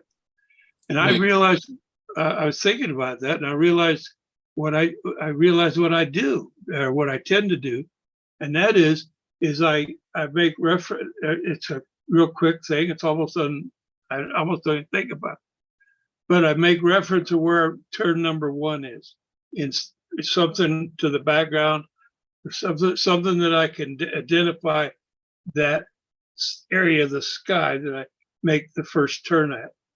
And I make that turn, for instance, on the inside loop, turn 1 is where I start. Well, you know, I go past center myself, go up, and I count like 1, 2, 3, 4, but then my cadence changes because I wait for the plane to come back to 1 again, and then I make the turn. And that's I didn't hardly even realize that that's the way I was doing it, but that's what works for me. Yeah, you're swinging around the cadence. You're swinging ahead and behind up, but you're holding a meter, like a metronome, in your head all the time. Right. Very good. Did I can tell you guys that count it out loud, or count it some other way than clicking your teeth, because I have broken teeth doing that. Yeah, that's a good point. I've had on. Go ahead, Jonathan. I was just going to say, I missed all those gems. I'm sorry, guys. I'll replay this bit and listen to it again, because I kind of dig that bit about the rhythm, you know. Yeah. Excuse the pun. No problem. No problem. So I have a question. Sometimes, let me just say this real quick. Sometimes when you come down and you go flat, and then you might have an ascension a little bit. So do you trim the plane so that when you hit that neutral, the plane is flat, or do you just work on concentrating? Trim the airplane. Trim the airplane so it agrees with your input, your timing and everything. You got to trim the airplane so it's tuned with you. You're not trying to catch up to the airplane. Especially, you don't want the airplane ahead of you, obviously, ever. And if your airplane's behind you, then you got to wait for it. You want the airplane to be right with you on your timing. And that takes adjustment and balance point, which is not CG, by the way. Balance point of the airplane, and also the control throws versus the inputs you make. You got to get it so that it's the same every time. You ever watch Orestes fly? He's like a robot. Everybody says, oh, he's a baby. But he's got that airplane, so every time he moves that handle back to neutral, that airplane's turning the exact same amount as he's giving it. He's not having to adjust at all. And I think a lot of people, Billy Werwich was that way. He was an incessant trimmer, and so was Billy Simons. I mean, most people who have been successful at stunt, the main thing they do is trim the airplane to fly the way they're flying it. You can pick up somebody else's airplane and say, well, this doesn't fly well. Well, it's not, it doesn't fit your nervous system. It's got to fit your nervous system. Bob, would it be fair to say, or the other guys as well, if you build a plane that flies itself like a free flight, if you had no input other than, say, the weight of the control lines versus the weight of the wingtip, and the plane was left to its own devices, it would fly straight and true. Yeah, pretty much should. It should groove. Yeah. It doesn't groove. Like if you ever look at Paul Walker's trim flow chart, that's the first thing anybody should do before they even try to learn to do maneuvers or anything else with an airplane. Start doing maneuvers with a new airplane. Go through that flow chart and make sure that every part of it is taken care of. You get the wings level, Yeah. The whole flow chart will trim the airplane out perfectly. And not many people do that. They just take the airplane out, and if they adjust the wings to be level, we all do that. And they'll adjust the balance point of the airplane to a degree, but they won't. But you got to remember that every change you make affects every other change you've made. And that's why that flow chart has all those things that go back. Do this again, do this again, do this. Every change you make, you got to go back and check the other ones too. Yeah. And once you get the airplane completely trimmed, you're going to find it a lot easier, whether you're doing it the way Tryan's doing with visually flying it or flying it. Nothing's wrong if you get the right results. All these things, whatever works for you, works for you. I find that the timing thing works for me once I get the airplane, so that when I hit the handle a certain amount and come back, without thinking about it, that airplane turns and locks. I don't have to fly it and try to, to put it online. It comes down with the timing and locks online. Yes. I think anybody was at the Nationals this year and saw Derek Berry fly. He's been flying SV type airplanes for years and years and years. And some of them have flown very well, and some of them have flown so-so. This one, he said, is the best one he ever had because it matches his inputs perfectly. He didn't miss a bottom, did he, Steve? I mean, all week long, he come down and that airplane just was like it hit a table. Yeah. It hit a table, and you occasionally get one like that. But there's no reason why you can't get one like that almost every time if you're an incessant trimmer. You get the airplane to fly correctly before you try to do the maneuvers with it.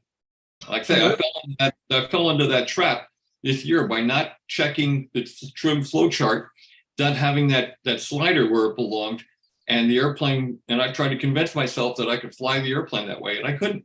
Well, so when I pulled that slider down, then all of a sudden I got locked. I made it into the top 10, and I wouldn't have made that top 10 if Howard hadn't told me that, hadn't suggested that I check that slider. Yeah. Very good. If I could just interrupt real quick, I just want to make a plea Thanks. to our audience. Will you please consider supporting us? I mean, I think this is great information. We have in our audience, we have a former world champion telling you the truth, and we have a national judge. We have expert judges. This is great information. I think if you're not supporting us, I think it's morally wrong. I mean, this is great information. And, it really depends on who you should listen to. And I think you should listen to these guys that are speaking right here. So give us a super chat. If you watch this as replay, give us a super thanks. Do something. Join our YouTube channel. It's just 17 cents a month. 17 cents a day, which is $4.99 a month. Please do it. Our support is down. And, Sparky pays me too. So I take pride in my show. I do the very best I can do. And I hate for Sparky to go in his pocket because the show is not self-sufficient. It really aggravates me. So please support the show. If you don't like it, tell me. Send me comments. You go to my YouTube channel, Flying Control Line Stunt. Tell me what I'm doing wrong, why you're not supporting us, because there's got to be a reason why the support is so lame. I got one more thing to say, and I got to go after this. So I'm going to just give me a minute. I'm going to do this. We've been talking about inside and outside squares. Well, let's talk about all the maneuvers that are either square or triangular, including the clover. Everybody says that's a round maneuver. It's more of a square maneuver than it is a round maneuver. Now think about it. The first thing is what? A turn straight up. And then you do a loop into another flat. So that's your lock. You're locking it there. So that's like and then you're doing another outside, you're locking it. So it's lock, it's coming in like this. It's lock, lock, lock, lock. So it's actually more of a square maneuver in some respects than it is a round maneuver. And hourglass is the same thing. It's another maneuver that has corners and flats. And again, if your airplane is not trimmed to match your inputs, then you're going to fly it with your eyes, and you're never going to be consistent flying the airplane with your eyes if it doesn't match your nervous system or your amount of throws you're giving. You're always going to be adjusting, trying to get the airplane locked. But if you get it so the airplane will lock when you just go up and level, and the airplane comes down and blocks. Then you're going to be more consistent. Thank you, Bob. That's excellent. I think I interrupted the original Steve Smith in St. Louis. Yeah, I just wanted to address what Jim mentioned earlier about positioning and biasing. You know, when we're judging, yeah, we try our best to get in the best position possible to view the maneuver. We're going to move, we're going to anticipate where the pilot's going to fly his maneuver. But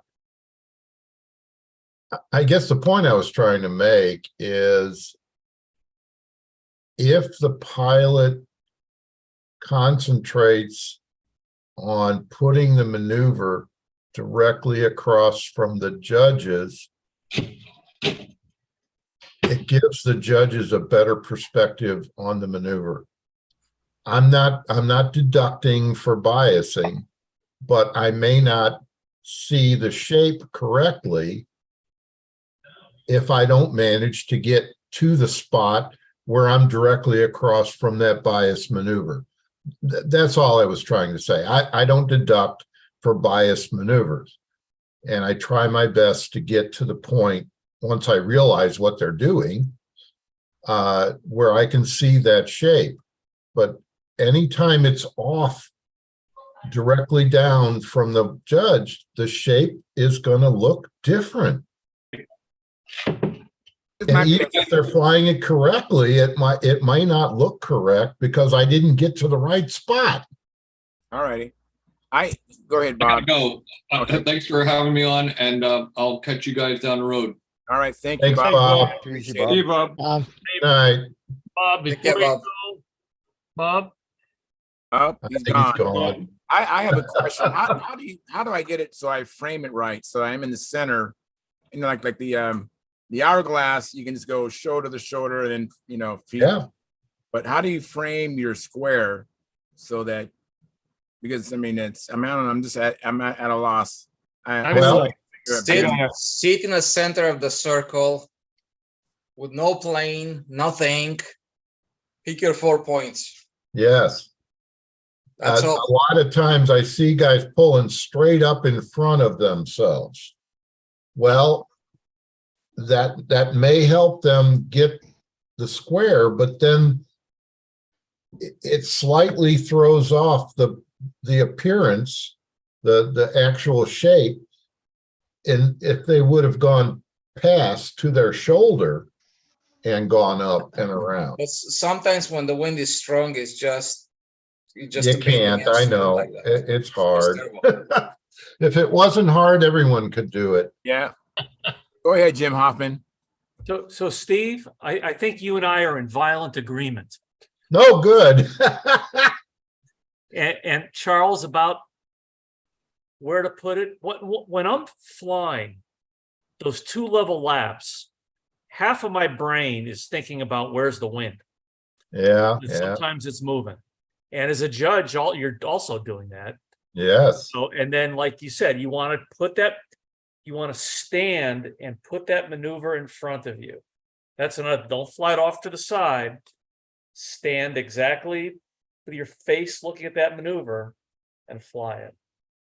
Yeah. Easier said than done, I know. Oh yeah, very easier I said guess, than done. You know, yeah, and that we will haven't. work, you know. Yeah, we're talking will work about probably. squares, but triangles really look different if they're off to one side or the other. Yeah, I think triangles will be next show, I think. Okay, we'll wait till next week. What was that, Tran? I'm sorry. I said, Jim, yeah, do the maneuvers in front of you, but for the level laps, I would say fly your plane over your right shoulder, especially if you are a righty, because you come like this, you stop, you wait for the plane to come in front of you to do your maneuver. You have plenty of time to calm down and compose, because the plane is over there. You come, stop, plane comes in front of you. Now you have this is quite a bit of time to decide where you're going to put your maneuver. If you fly in front of you and try to decide where you're going to put the maneuver, just too fast, at least for my brain. I mean, just even when I fly, I'm a lefty, right? But I fly like this. I fly over my almost over my right shoulder, and I stop and I wait for the plane to come around, and then I put my maneuver, boom, boom, boom, boom, just like I have my frame, and I just hit one corner, next, then next, and yeah. So how much of a demerit is a rectangle versus a square, or cigarette box versus a square? It depends how It depends on the degree of the error. It can be 1, 2, or 3 points. Is it a 1 foot error or an 8 foot error? Right, right. I've got to go You guys again, want to see a square? What was that, Jonathan? I've got to go move cars. Okay. And All right. if you're still here when I get back, great. If not, I'll catch you later. All right. Thank you, Jonathan. And Stuart has a question. Good night, Jonathan. I do when I fly, and I don't know if it's right, but I've been doing it lately, and it seems to work out okay. Like Taran, I kind of visualize it, but when I'm coming across, and just before I come down, just before I start looking down here, yeah, looking ahead on each corner, like halfway up. Yeah, on the next, you're well ahead of the plane. And so when I'm coming across, when I hit about halfway, about here, I know where I'm looking, kind of visualizing the dot where I'm going to turn, but I'm automatically looking down here. So I'm looking like ahead of the plane before I actually crank it. Yes. It seems to work for me lately. I've been trying to do this. I just started doing it, kind of thing, and I find that it's probably easier, more predictable. Yeah. Like I know I'm coming across, and before I hit here, I'm looking down here. Exactly. And I found it's not coming as a surprise. Yeah, and I kind of and it seems like I'm starting to hit my bottoms better too. Yeah, it's easier. Yeah. So I don't know. That's just the way I do it. I'm not saying it's the right way, but for me, it kind of seems to work. So that's pretty impressive. You're getting ahead of the plane. That's pretty impressive, Stuart. I'm not there. He's not even doing the first corner. He knows where a second is going to be already. Yeah, I'm not there yet. I'd like to be able to get there, but I'm not there yet. I'm That's kind of visualizing. That's the difference between flying cadence and visualizing. That's two different flying styles. You come across, you're automatically thinking, okay, this is where I want to be. So I'm as I come, my eye goes here. Wow.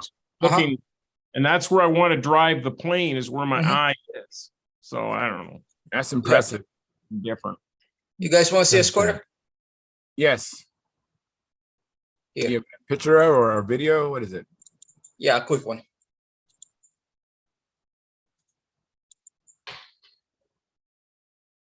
Let's see. Ready?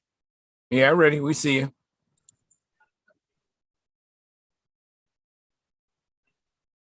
No, it's after this one immediately.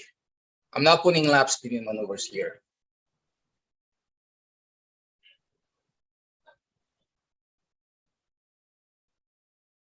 This would be an outside.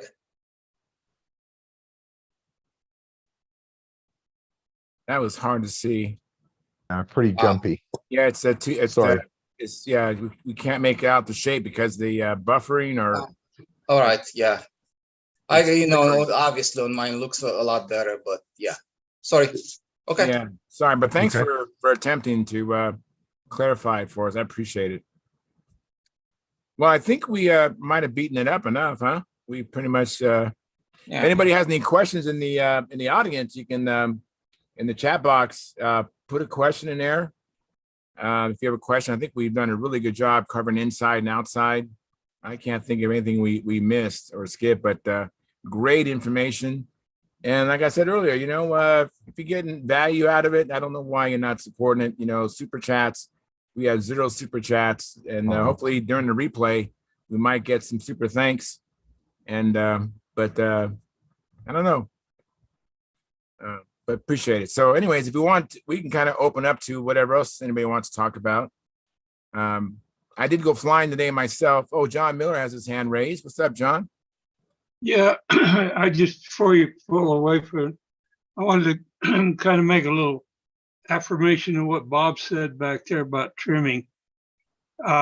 It's my belief that you can't, your first, as he said, your first duty, your job or needful thing to do when you decide you really want to get better at the stunt pattern is learn how to trim, because your trimming makes all the difference in how you can fly the airplane. And if you Most definitely. and if you try to do like I did when I was a kid, I didn't know anything about trimming. I didn't know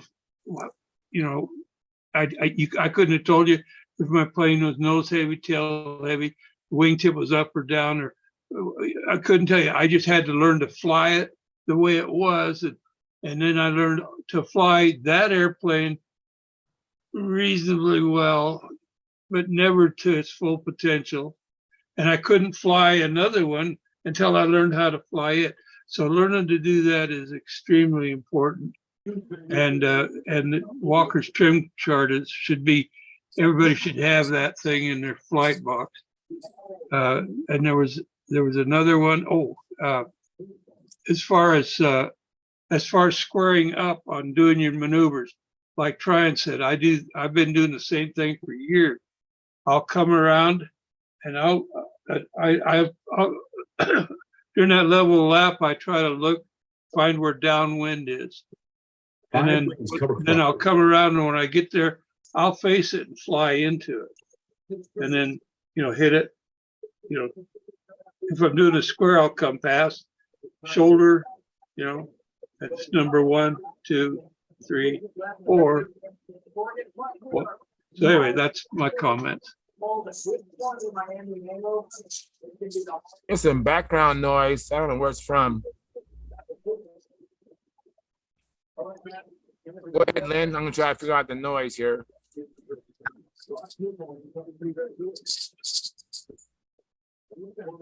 Go ahead, Lynn. I was just thinking, maybe after we finish going through all the maneuvers of the pattern, another thing we could do at some point after that is go through this trim flow chart, the Paul Walker trim flow chart, because I think there's a lot of people who could really, really benefit from understanding how that flow chart works. I mean, the guys like us who are doing it all the time, we know what to look for and we know how that flow chart works. But a lot of the newer guys look at it and go, well, I don't know what that means. I don't know where to go next. Sure, we all know that you go out on your first day and you fly the airplane and you check the wings for level. We know the basic stuff, but very soon after that, people start to lose it. And then after that, they're fighting with their airplanes because they don't know what to do next to get it to where they want it to get it. And if we could help them with that, it would be a great thing. I think that is a fantastic idea. So after we finish the stunt pattern, we'll go through the Paul Walker trim. Yeah, let's work with everybody on that flow chart and make sure that, hey, maybe even there's a few things I can still learn about that. It's a very interesting thing. And I think we all need to understand how that chart works, why it works, and how to make it work so that when we go to the field with a brand new airplane, you can say, hey, I'm going to do this, this, this, this, this, and this. And then hopefully with a few changes and stuff, we all become better stunt flyers and understand what it is we're looking for.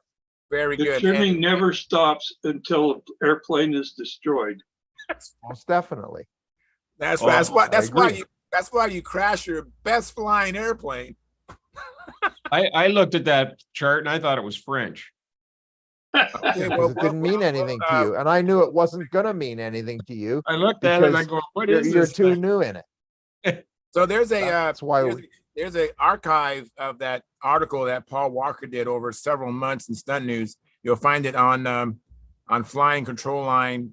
I mean, flyinglines.org. Excuse me, flyinglines.org. If you go there and if you just look around, you'll find it's archived somewhere there. It goes through the trim chart, and we happened to lose Gordon. He had to go. He might have been in pain. Gordon's gone, and then Jim Hoppin, he's Let me see what Jim Hoffman. He's still there. Okay. Yeah. Just for in general, for anybody, when you want to join our channel, I'm flattered, and I know Sparky is too. When you watch the on YouTube, you'll see a join button. You'll click on that, and then it'll take you step by step on how to support us. There's 3 tiers. I'm doing the lower tier. If you did that, that's fine. It's $4.99 a month on your credit card, I believe, and then it'll come out. Mine comes out near the end of the month. I see $4.99 toward the last couple of days of each and every month, and that's how you do it. Just look at the join button, click on that, and then you can decide between the 3 tiers. And appreciate anybody who's doing that. Appreciate it. Is it the one that says Stunthangar videos? Yeah, when you watch any video on the Stunthangar YouTube channel, when you're watching the replay, if you're not a member, you'll see the join button. But I would appreciate if you join on the Stunthangar videos that I do, just so that Sparky can see, that that came in on Charles's watch, so he knows that he gets them You're doing too. your job. Yeah. Yeah. Charles, can we do a whole year at once? I don't think so. It's got to be a monthly thing, huh? I think there might be. I didn't see that option when I joined several years ago. I've joined so many times that when I've had to when I've lost my card or it got destroyed, I had to rejoin several times. So that happens. But yeah, thank you for the question. Great question. And then people do have challenges joining, but that's how you join. Just watch a replay, or if you're watching right now, the live on YouTube. If you're maybe if you're not on if you're on a TV, you can't see the join button. So go back on and watch on your computer, and then not make the show full screen, but so you can see what's underneath the frame of the video, and then be a blue button that says join. Excuse me. And then if you're watching the replay, I think you'll see the super thanks there. If you minimize the video, so you can see what's underneath the title.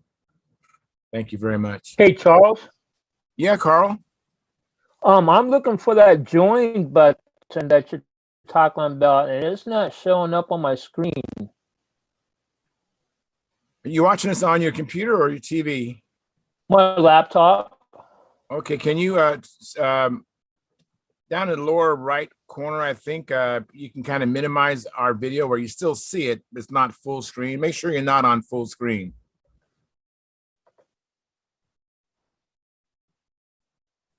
Well, let's see here. Go up and minimize your screen. Yeah, I'm trying to. Let me see if I can. There we go. You see it? Well, it's not on the bottom. Yeah, I just on another screen, I went to mine. Now mine won't show join because I'm already a member. Well, maybe that's the reason why I don't see it then. I don't know. Let's see here. I opened up another screen, and I might have a little different view because I'm actually logged in on Sparky's channel. I can actually see the analytics, and I can edit the video. So I don't have the same view that someone else might have. Now, is it under another different underneath the is it program on another button where you have to click on something else to bring join in, to bring that join button up? Normally it's right near the title.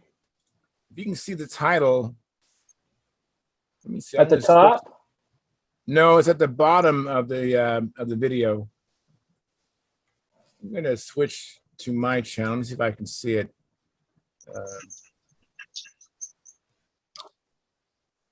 No.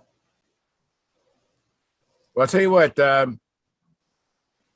Anybody else is having a challenge? If you're on our Stunthangar forum, just send me a direct message, a personal message, and we'll work it out. Because I know Sparky and I really would appreciate your patronage, your support. I just did it. You got to go to YouTube first. You can't just do it on the screen that we're all looking at now. Oh, you gotta go to YouTube first. And then find the show, and then there's a join button. So what do you Google? Stunthangar Hangouts? Would that work?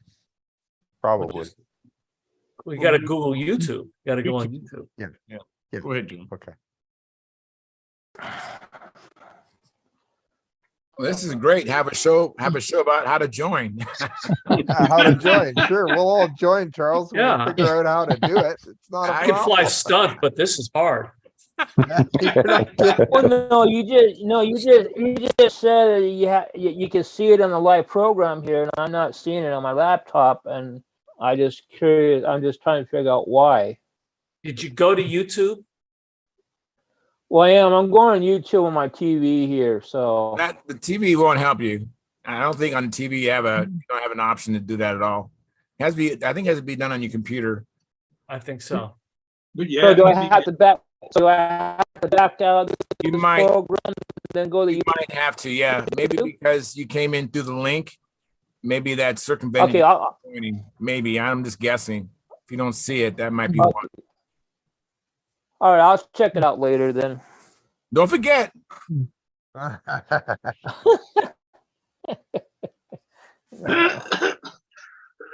I see we got one new member. So I thank you, Jim. I appreciate that, Jim. And Jim Hoffman, I got a chat and it says, Jim Hoffman, welcome to support. Thank you very much. Supporter. Thank you very much.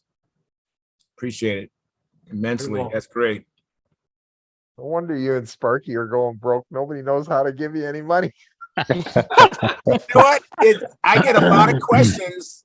I know that I don't want to mention people's names, but I've gotten people ask me over and over and over and over and over again. I don't know if they just they just don't want to ask me anymore, or they just can't join. I don't know, but that could be a possibility. We're a bunch of old guys. No kidding. You got to go to YouTube first. Thank you, Jim. Right. I appreciate that. Well, I went flying today. I actually only there was 5 of us. And I'm really digging my I stumbled upon this. You know, Jim Hoppin, when you came out to fly with us, we were on that open field. But back to our left was a softball diamond, baseball diamond. The other ones are baseball diamonds with the pitcher's mount. But the one to the left does not have a pitcher's mount. So the infield is totally flat.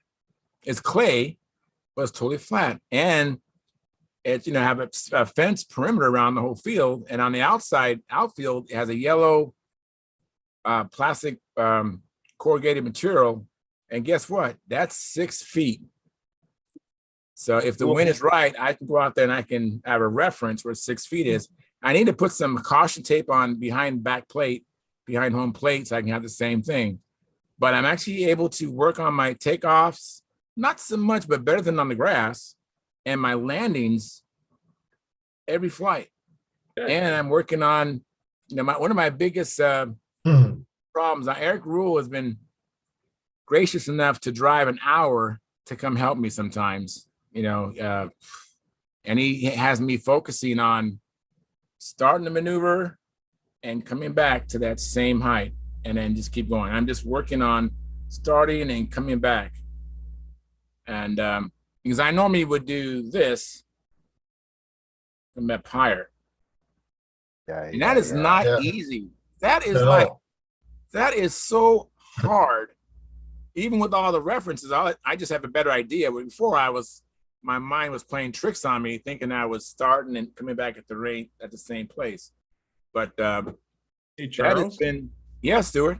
Maybe you could try what I was saying when you're doing that loop. When you're coming up, look here and bring the plane to it.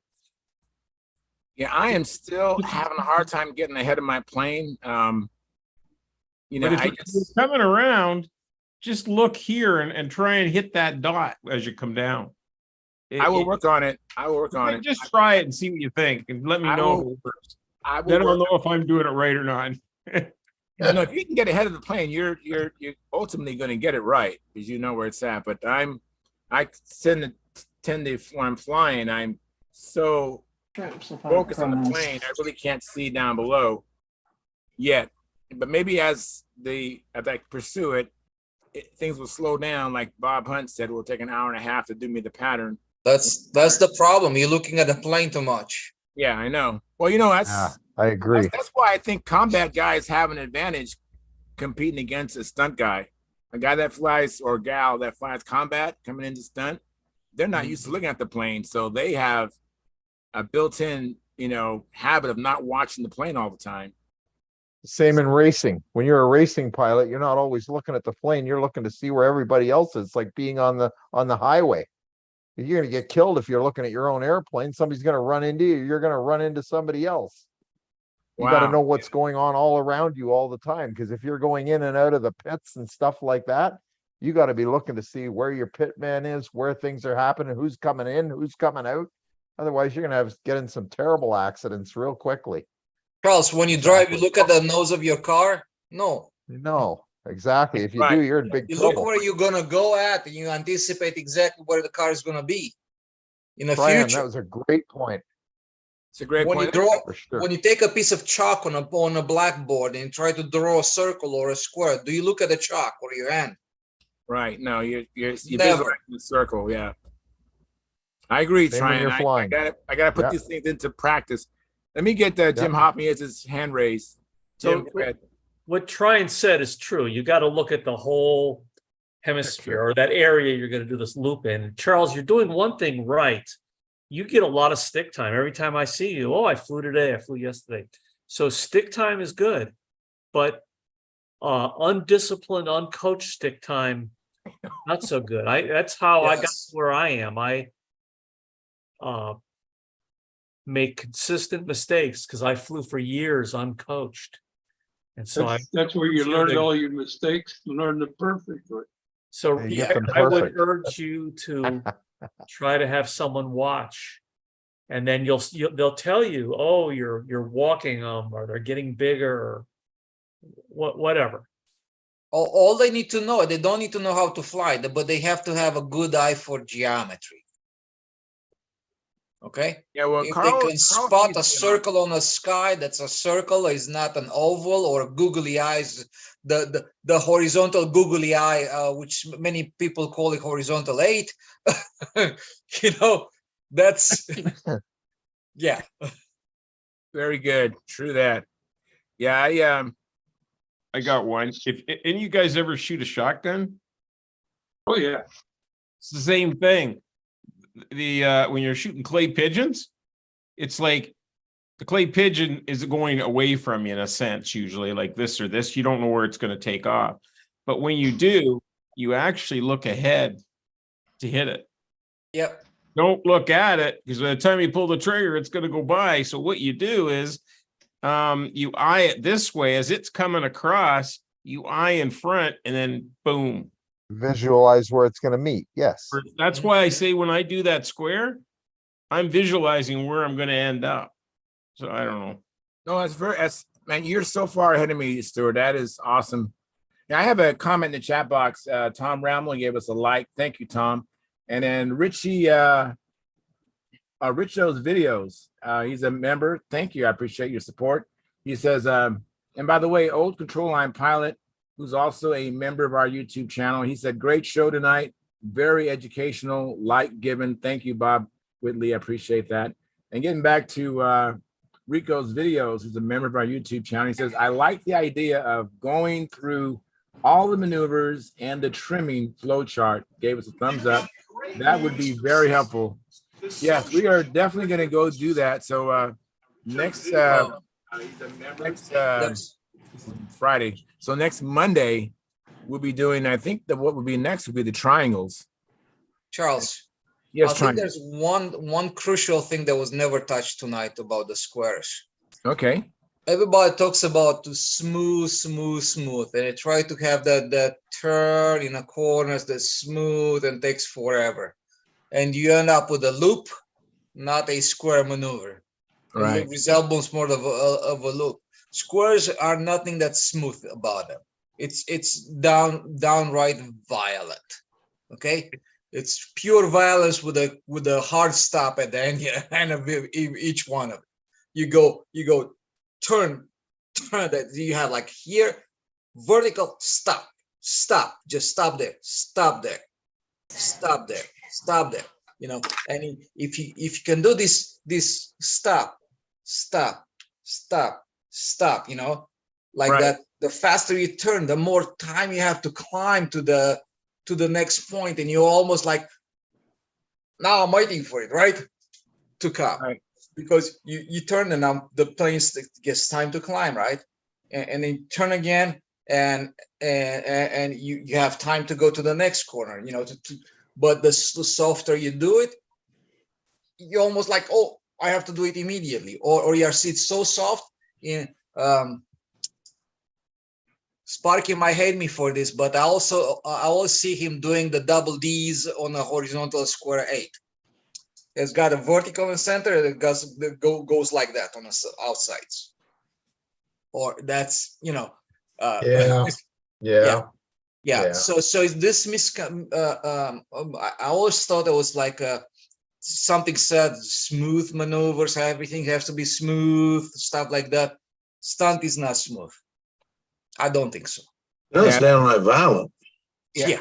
Yeah, I think even if you're talking a horizontal 8, I mean, you're transitioning from inside 6Gs to an outside 6Gs. That's a 12G transition. You know how much that is? Exactly how much you put in a corner. Yeah, it says it's supposed to be tight corners, tight radius corners, and they need to be precise. And I think all four need to be the same. Yeah, but what gives in now it comes to a judge. You show a judge a nice crisp maneuver, you know, where you actually show off your sides, or you show him a look. That's how much my play can handle. Are you going to deduct me now? Yeah, they're smooth. There is a deduction for it being smooth. Found out at the team trial. Well, there's a simple definition for smooth, round. Yeah. And it's not a round maneuver, it's a square maneuver. Right. Yeah. Yeah. Something that Sparky told me when I was down, not Sparky, I'm sorry. Trayan told me when I was down in Atlanta picking up my airplane. He kept telling me, when you're going into the square or the 8, either one, hit that first corner real hard. And Keith Trossel told me the same thing. Hit that first corner real hard. When you do, let me get this down here where we see it. When you do, you hit the plane. It slows the plane down, but it's going to speed up again because it's going straight down. So then you hit the bottom and you come across and you pull it vertical again. Hit those corners, especially those, hard. Now I don't try to hit the going from inverted coming over and hitting that turn. I don't try to hit that quite as hard, nor on the other side coming in quite as hard, because you blow off too much speed. But hit it hard enough that it looks square, and you flip it and you come up and you get a good vertical. Yeah, because if you come around and you do it soft, it looks like a loop. Yeah. It looks like a blame loop. And if I'm the judge, you're not going to score well for that. Feel as you want it as hard as you can without stalling or stopping the airplane. That's Right. it. Exactly. If you want to really get a good example of how to do those maneuvers, get your ringmaster. I know everybody's going to say, "Oh, you're nuts." Get a ringmaster. You hit that corner too hard, that ringmaster goes, it'll make the turn, but it'll just shudder through it. Your big plane doesn't shudder because it's so long, but it's doing the same darn thing. It's blowing off speed and it's stalling and coming through the turn, and you're having to count on your motor to pull it through. At which point I think most people use too much flaps field. That's it. But it's also, if you fly through the maneuver, the plane doesn't stall. You keep your speed up. You can still get a nice smooth turn. It's not important that it go just dead click. It's important that it be not round. Right. You want some flats that are distinct flats. We want if you'll learn to fly it with distinct flats and keep practicing. Right. The turns will get tighter and tighter just automatically, because you got to please yourself. And it's a minute past the hour, and I know this has been a really good show. A lot of people have a lot of comments, and John Miller has the last question, and then I'm going to close the live stream.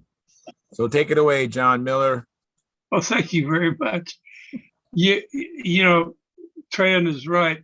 The square maneuvers are described as being, well, they're violent. They're, you know, you got it. They're controlled violence. You know, but they are supposed to be sharp. Originally, it was supposed to be a 5-foot radius, and they figured out that it's impossible to do. But the round maneuvers, the loops, the takeoff, the landing, the level laps, the overhead, all of the round maneuvers and those are smooth. And if you do them smooth and not get herky jerky on them, you know, you'll score very well on them. You can't do the ones with square corners in them or triangles smooth, but you can do them accurate. Go ahead. All right. Thank you very much. Hey, this has been a terrific show. We're going, next time we get together, we'll be talking about the triangles. And so stay tuned for that. That'll be Monday. Can I make a suggestion? Triangle and the hourglass. Excellent. Might as well. But they're basically two triangles stacked on each other. So anyways, thank you very much. Please hit the like button. It won't cost you a penny. Please consider spending 17 pennies a day by joining the YouTube channel at $4.99 a month. And thank you very much for coming in and watching this. Now, if you'll watch this as a replay, please hit the super thanks. That's, I think it's like a heart-shaped $sign or something. And appreciate your support.